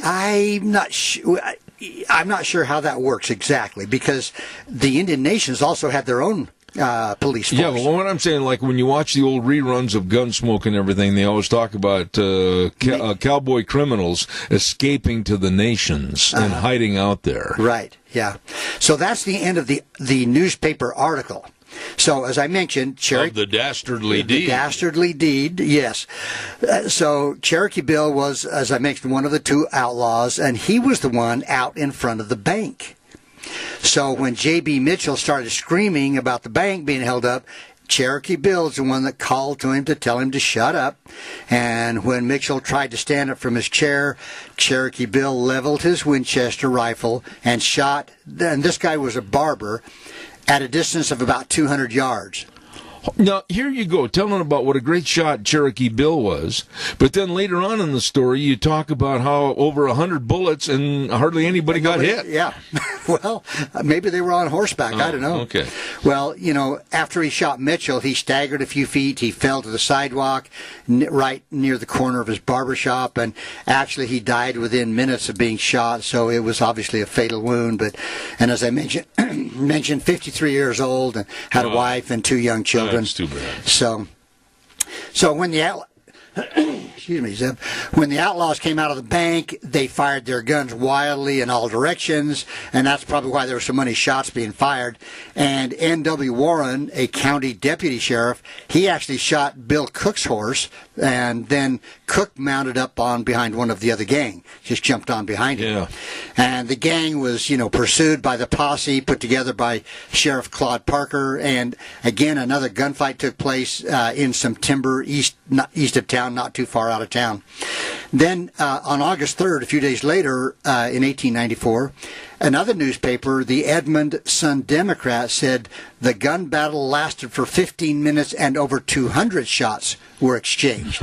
So, wow. who was counting? Yeah, really, Here's 100, 200, yeah. whatever. So one of the gang, this young guy named Elmer Lucas, was wounded and captured, as I said, by the posse, and the rest of the gang was able to escape into the hills, and Lucas was taken back to Chandler, but this was not a friendly place now. Due to the anger over the death of Mitchell, the people, they were calling for lynching this young man. This kid, yeah. Yeah, and so they actually took him to the federal jail at a place called Guthrie, which was the capital of the Oklahoma Territory at the time. I see. So they got him out of town as quick as they could. But while he was in custody, Lucas named the other members of the gang. According to him, they were Cherokee Bill, that we've talked about, Bill Cook, a guy named Henry Munson, another guy named Jack Starr, Tulsa Jack, and Lon Gordon. Now, under interrogation, Lucas also confessed to involvement in that train robbery at a place called Red Rock. Mm-hmm. And that had taken place prior.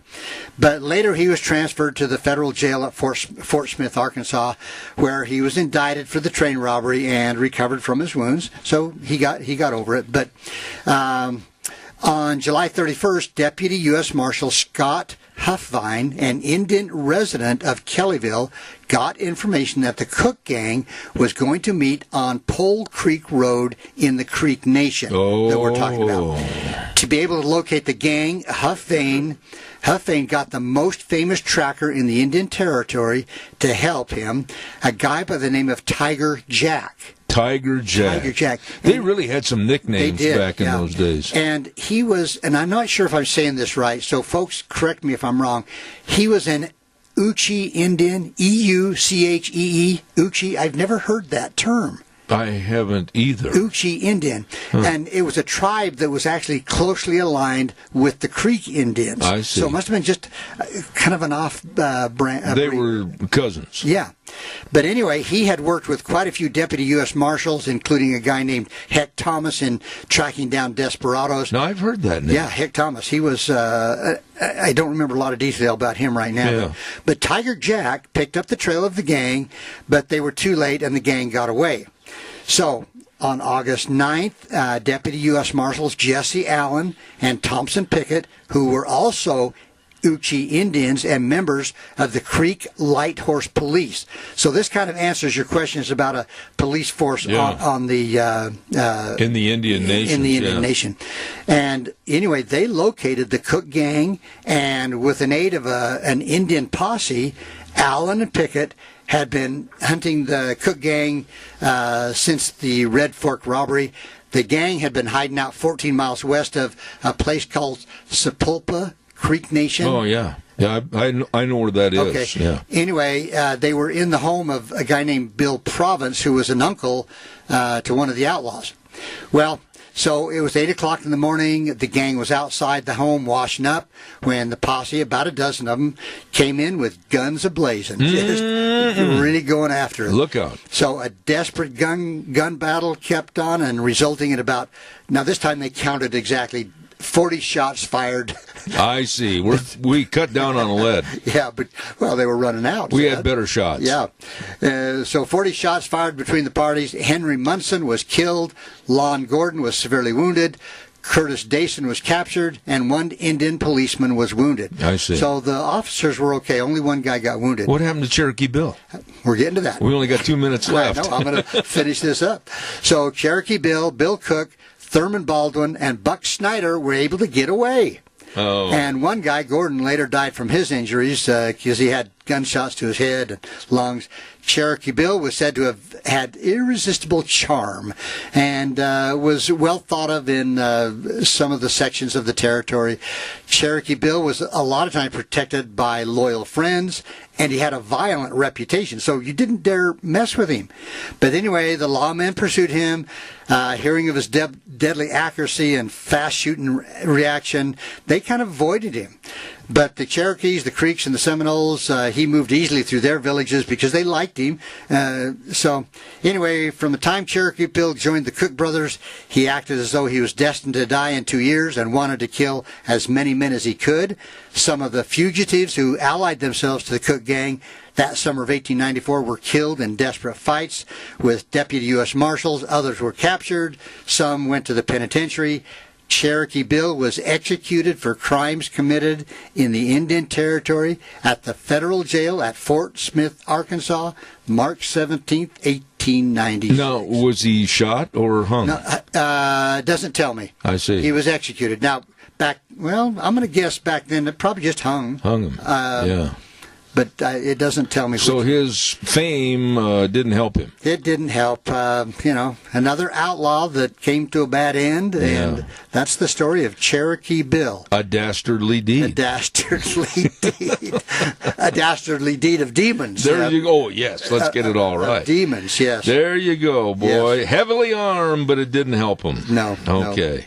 No. That was a good story. Kind of a fun one I ran across. Yeah. I like to find ones that maybe aren't so well known. Yeah, find another dastardly deed next week, would demons. you? A dastardly deed of demons. Yes, thank you. I'll see what I can find. Dr. History, one of the best you'll ever listen to right here on Zeb at the Ranch. Thank you very much. By the way, real quick, I want to remind everybody, happy Thanksgiving from Rain for Rent, 134 South, 600 West, Highway 27 in Paul.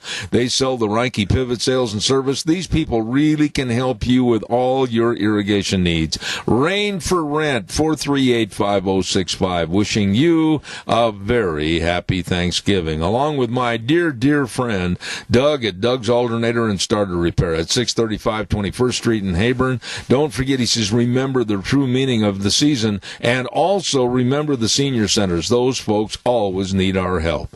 Have a happy Thanksgiving from Doug's Alternator and Starter Repair in Heyburn. Right now, we're going to send it over to our main studios. We'll be back with our next guest in about 3 minutes. Don't go away. And now, back to Zeb at the Ranch on AM 1230 KBAR. To reach Zeb, call 436-2244 or toll free 1-866-927-4587. And now, here is Zeb back. And another quick reminder, your home is the one place where everything should be perfect, including your air. Ramsey Heating and Electric helps you achieve the perfect air you deserve with reliable, groundbreaking, award-winning Lennox products. Call Ramsey Heating and Electric today and see about a Lennox home comfort system that'll help improve your health. Call them at 678-0459 or visit ramseysonline.com. Conditions apply. See dealer for details. Right now, ladies and gentlemen, we're going to go to the phone line, and I hope I say this lady's name correctly because I don't like to make mistakes. Dr. Vermeil Green, good morning. How are you? Good morning, Zeb. You were close. It's Vermel. Rhymes with Michelle, Vermel. I will remember that, and I so much appreciate your correcting me. You've got a book out called Please Teach Me Like I'm a Boy, 10 Steps to His Success in School and in Life. Give us the general idea of the book and what you're trying to say. The general idea, Zeb, is that our boys, unfortunately, are in classrooms where their needs, either developmental or academic needs, are not being met. So all across the country, and not just in America, but around the world, our boys are at the top of suspension and expulsion rates and at the bottom of test scores. So our book is set out to say, all right, teachers, and we know our teachers love our children, and they are sitting in classrooms, and they're looking in front of them, and you see all these little boys who probably want to learn. Most of them want to learn. They love learning, but the teachers aren't reaching them. The girls are doing well. And so when we have a profession where it's predominantly a female profession, teachers are going to teach the way they learn, and so it's connecting with the girls, but it's not connecting with so many of our boys. Let me ask you right there, and I'm going to make some statements, and feel free to jump on me and tell me I'm wrong, but our society, in my opinion, in the last 20 years, has created and painted a picture of dad's a dummy. Dad can't do anything right. The father in the household is a dunce. And the boys, they just really don't have a very good person to follow as an idol or as someone to look up to. And it seems like the media has really pushed this feeling of males are not competent. I so agree with that. There used to be a day, and we're probably about the same age, when Father Knows Best was like a top-rated show. Yes. But now, Father does not know best. The children know best, and they make fun of Dad, who's a dunce. He's the last one to find out about anything. So, unfortunately, media has been at the forefront of this. And what's happening also in the schools, when we have little boys who grow up eventually to be dads, sometimes they're not prepared. They're not prepared academically, socially, emotionally. But, Doctor... sets out to do. And also, the boysinitiative.org, the organization that I head, the boysinitiative.org is out to raise awareness, because I don't think many in America really realize that our boys are in crisis. They are not doing well at all. I could not agree with you more. I mean, I've traveled all over the United States and been in every state with my other career announcing special events. And I would say it this way, and you can again correct me, but I've seen a complete wussification of men in America, and it's got to turn around. It's got to. It's got to. Men are the strength of our society. They are the strength of our society. They run the corporations, most corporations. They run our armies. They're in charge of our armies. Our men are the strength of not just our society, but the strength of our families. And that's what's happening so many times, unfortunately, in the minority community, especially the black community, with fatherlessness. So many of these little boys, I saw a figure that over 70% of black children are born into families with no fathers. And we can see this happening in what's happening to them as a race. So my book and our organization, the boysinitiative.org, we're out to try to turn things around, to let people know there's a problem. My book is written for teachers. Teachers, you can touch the future by changing the lives of your little boys. But how did it get this way? Let's go back to the genesis of the problem. I was raised and went to school in the 60s. I'm 73 years old right now, and I can guarantee you my dad is an ex-boxer, and in our house, believe me, you had to be the dominant male. And what happened? What changed it? What occurred that changed our society and tipped it upside down? Well, I really don't know. If I know that, I'd write a book and hopefully sell 5 billion copies.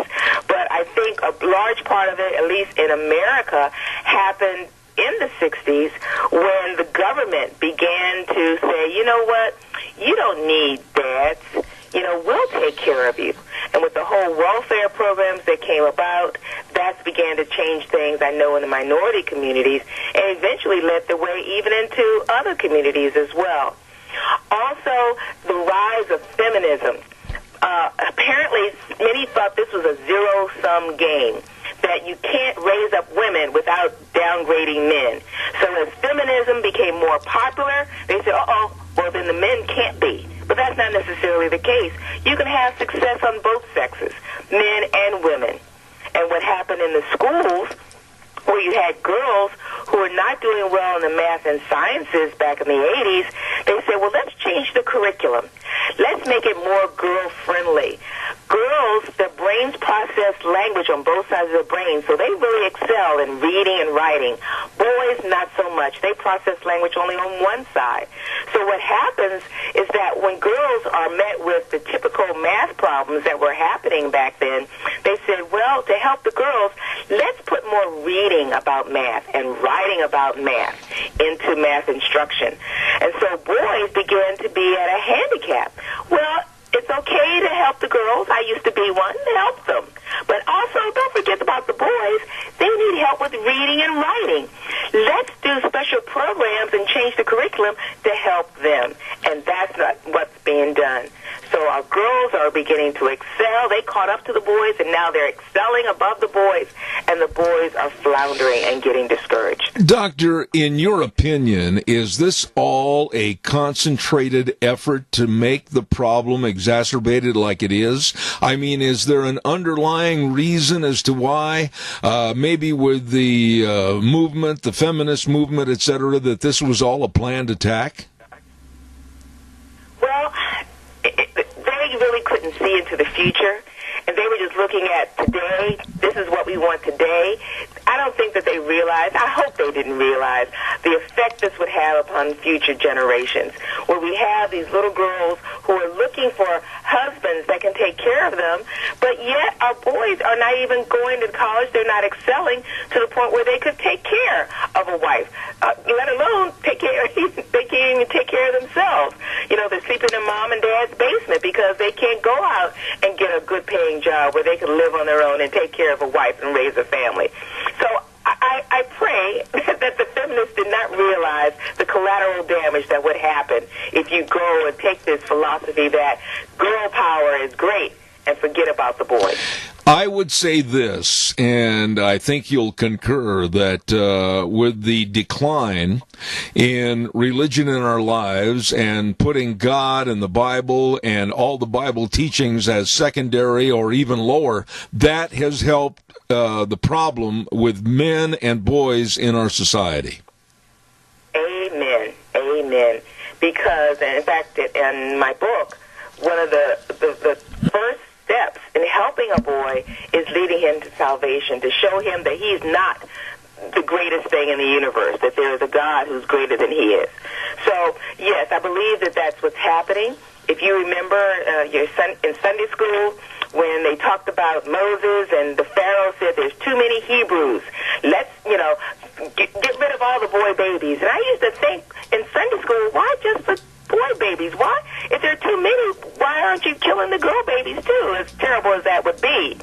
Because Pharaoh knew even then that men are the strength of a culture. So if you destroy the boys, you limit the number of men, the women and the girls can be more easily controlled. And that's what's happening even now. The same devil that was back then is still alive and running around now. Amen. And also, Doctor, I think in our society, I beg your pardon, in our society of the feminist movement, etc., where men used to hold the chair for the lady to sit down, or go to the door and open the door for the lady to enter, or say yes ma'am and no ma'am. Men and boys have been criticized and really chewed out for trying to be polite. That has been happening. That has been happening. But you know what? I make it a point. When a man opens the door for me, I say, thank you so much for being a gentleman. My husband of 45 years, he still opens the door for me. And he pulls my chair back when we go out, so I love that kind of stuff. And girls, they don't know what they're missing if they don't allow their boyfriends to treat them like a lady, because that's going to transfer into other ways that they are treated. Allow them to open those doors. And parents, raise your sons up to be showing respect. I started a school for boys, and that was one of our rules. You don't just say yes. You don't say no. Like my grandmother raised me. You put a handle on that. Yes, Dr. Green, or yes, ma'am, or yes, sir, or no, sir. You always put a handle on that, and that kind of respect will get you so far. Doctor, I guess the obvious question is, how do we turn this bus around before it goes over a cliff? I mean, can we turn this thing around in society, or is it kind of a dead horse? I believe that all things are possible with God, I believe. So it is possible. And even those who don't take a religious stance, they can still change things around by teaching their children about character, good character. Our teachers can help our boys boys by educating themselves on how boys learn, that boys learn differently than girls, that they need to be taught differently, that they need help with their reading, with their writing, even more so than their girl students. And again, I'm speaking in generalities.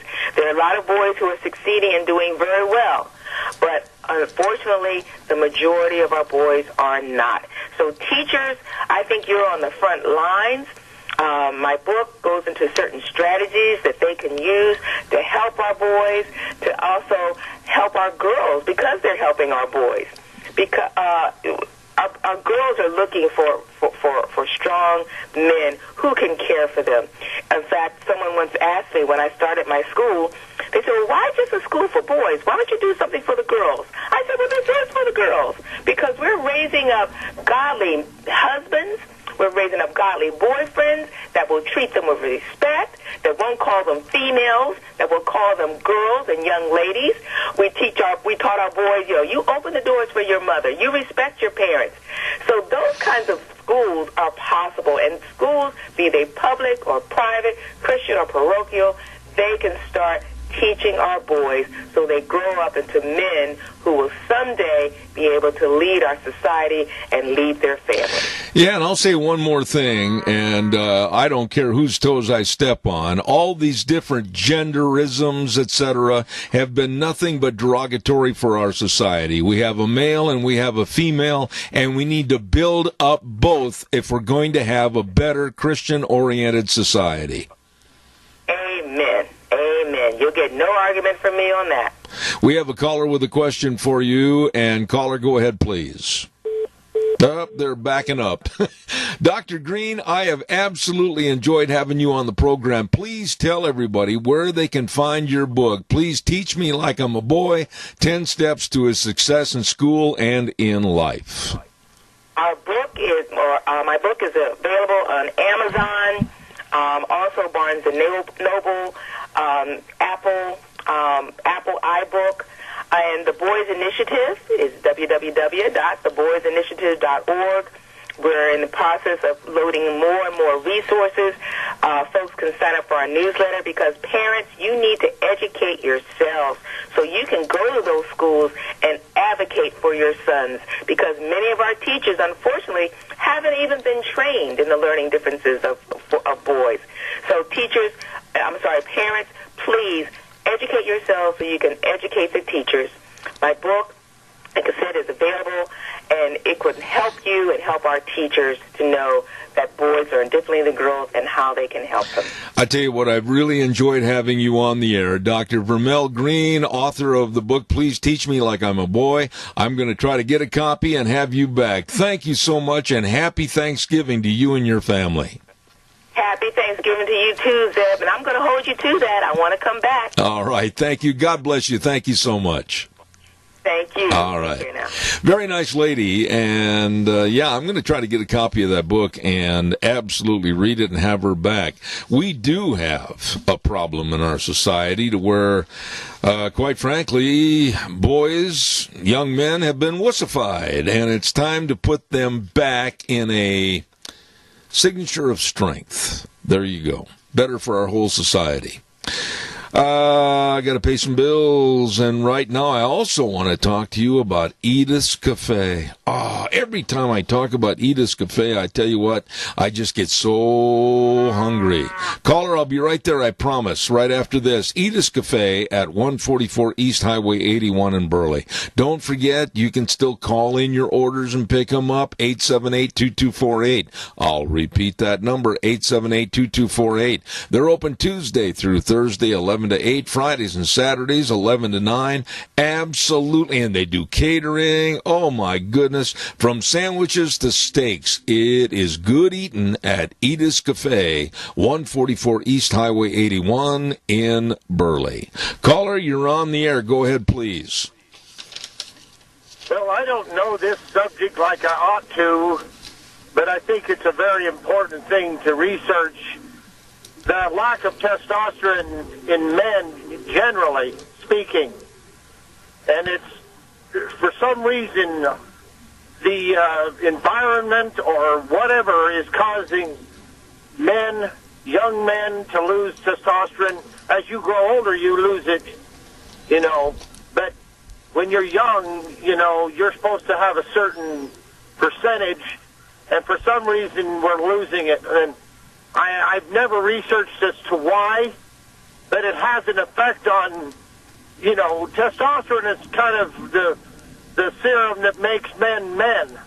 I mean, it's, there's people out there that don't think, we should be manly or engage or have any physical contact, football or whatever it is, that we're supposed to just,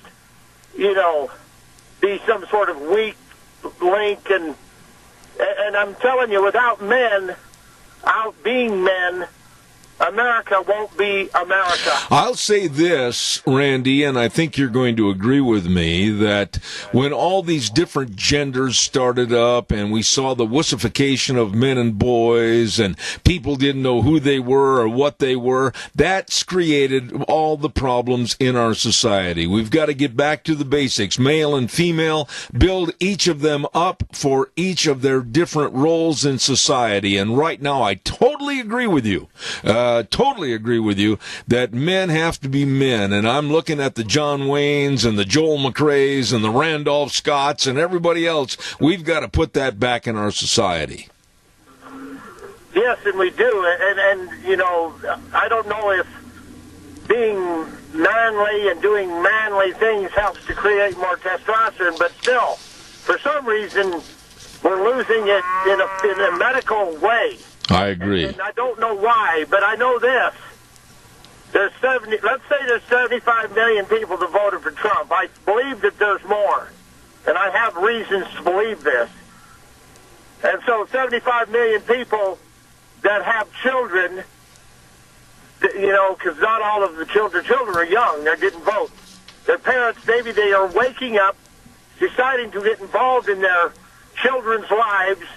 Across this nation, the amount of children that are not in public school is staggering. Yes. And so maybe, just maybe, it's a good thing. Maybe mom and dad decided to start paying attention.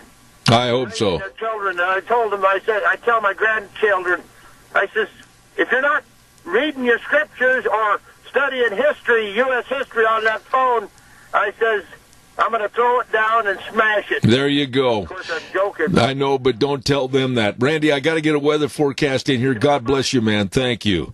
And to the caller that's waiting, I'll be right with you. Do not go away. Scarrows Meats brings us the weather at 331 North Road, Jerome. Number to call, 324-7657. Go to their website, scarrowsmeats.com. All the delicious meats, all the smoked turkeys for Thanksgiving. Easy word to say. Say it. Smoked turkeys for Thanksgiving, and all the hams, and of course all the prime rib and all the gift boxes for this holiday season.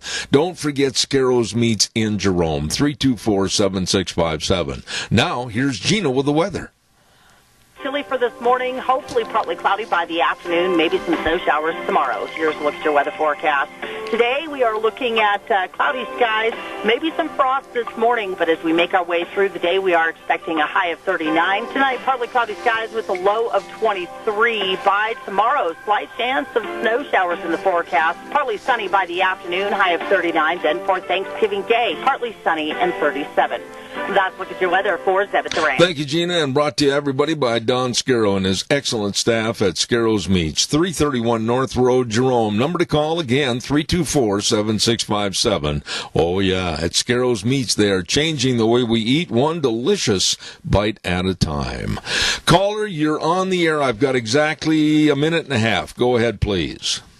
Yes, and to all the ladies that I opened the door for, I'm not flirting with you. My mother raised me to be a man that you would appreciate. You know, I got to tell you a real funny story. A couple of years ago when I was in the Salt Lake Hospital, I said yes, ma'am, and no, ma'am. That's just my habit. I'm sorry, that's the way I was raised. And I never will forget one nurse that said she didn't like that because she didn't consider herself to be an old ma'am. And I thought, boy, lady, you're missing out on a lot of respect just because of some absolutely tainted values. Yeah, and thought for the day. If liberals don't believe in biological genders, why do they fight so hard for women's rights? Doug, you did it again. You opened up the box and let it fly. Thank you, sir. God bless you, man. Thanks. Right now, I want to remind everybody about our major sponsor, and that's, of course, your Magic Valley Les Schwab Tire Centers. Absolutely the best at what they do. All the tires for your safe driving, all the different tread designs for all vehicles, and along with that, absolutely the best in brake service, front end alignment, shocks and struts, batteries. I want to hit batteries just a little bit because, you heard the weather forecast. It's going to possibly snow and colder temperatures.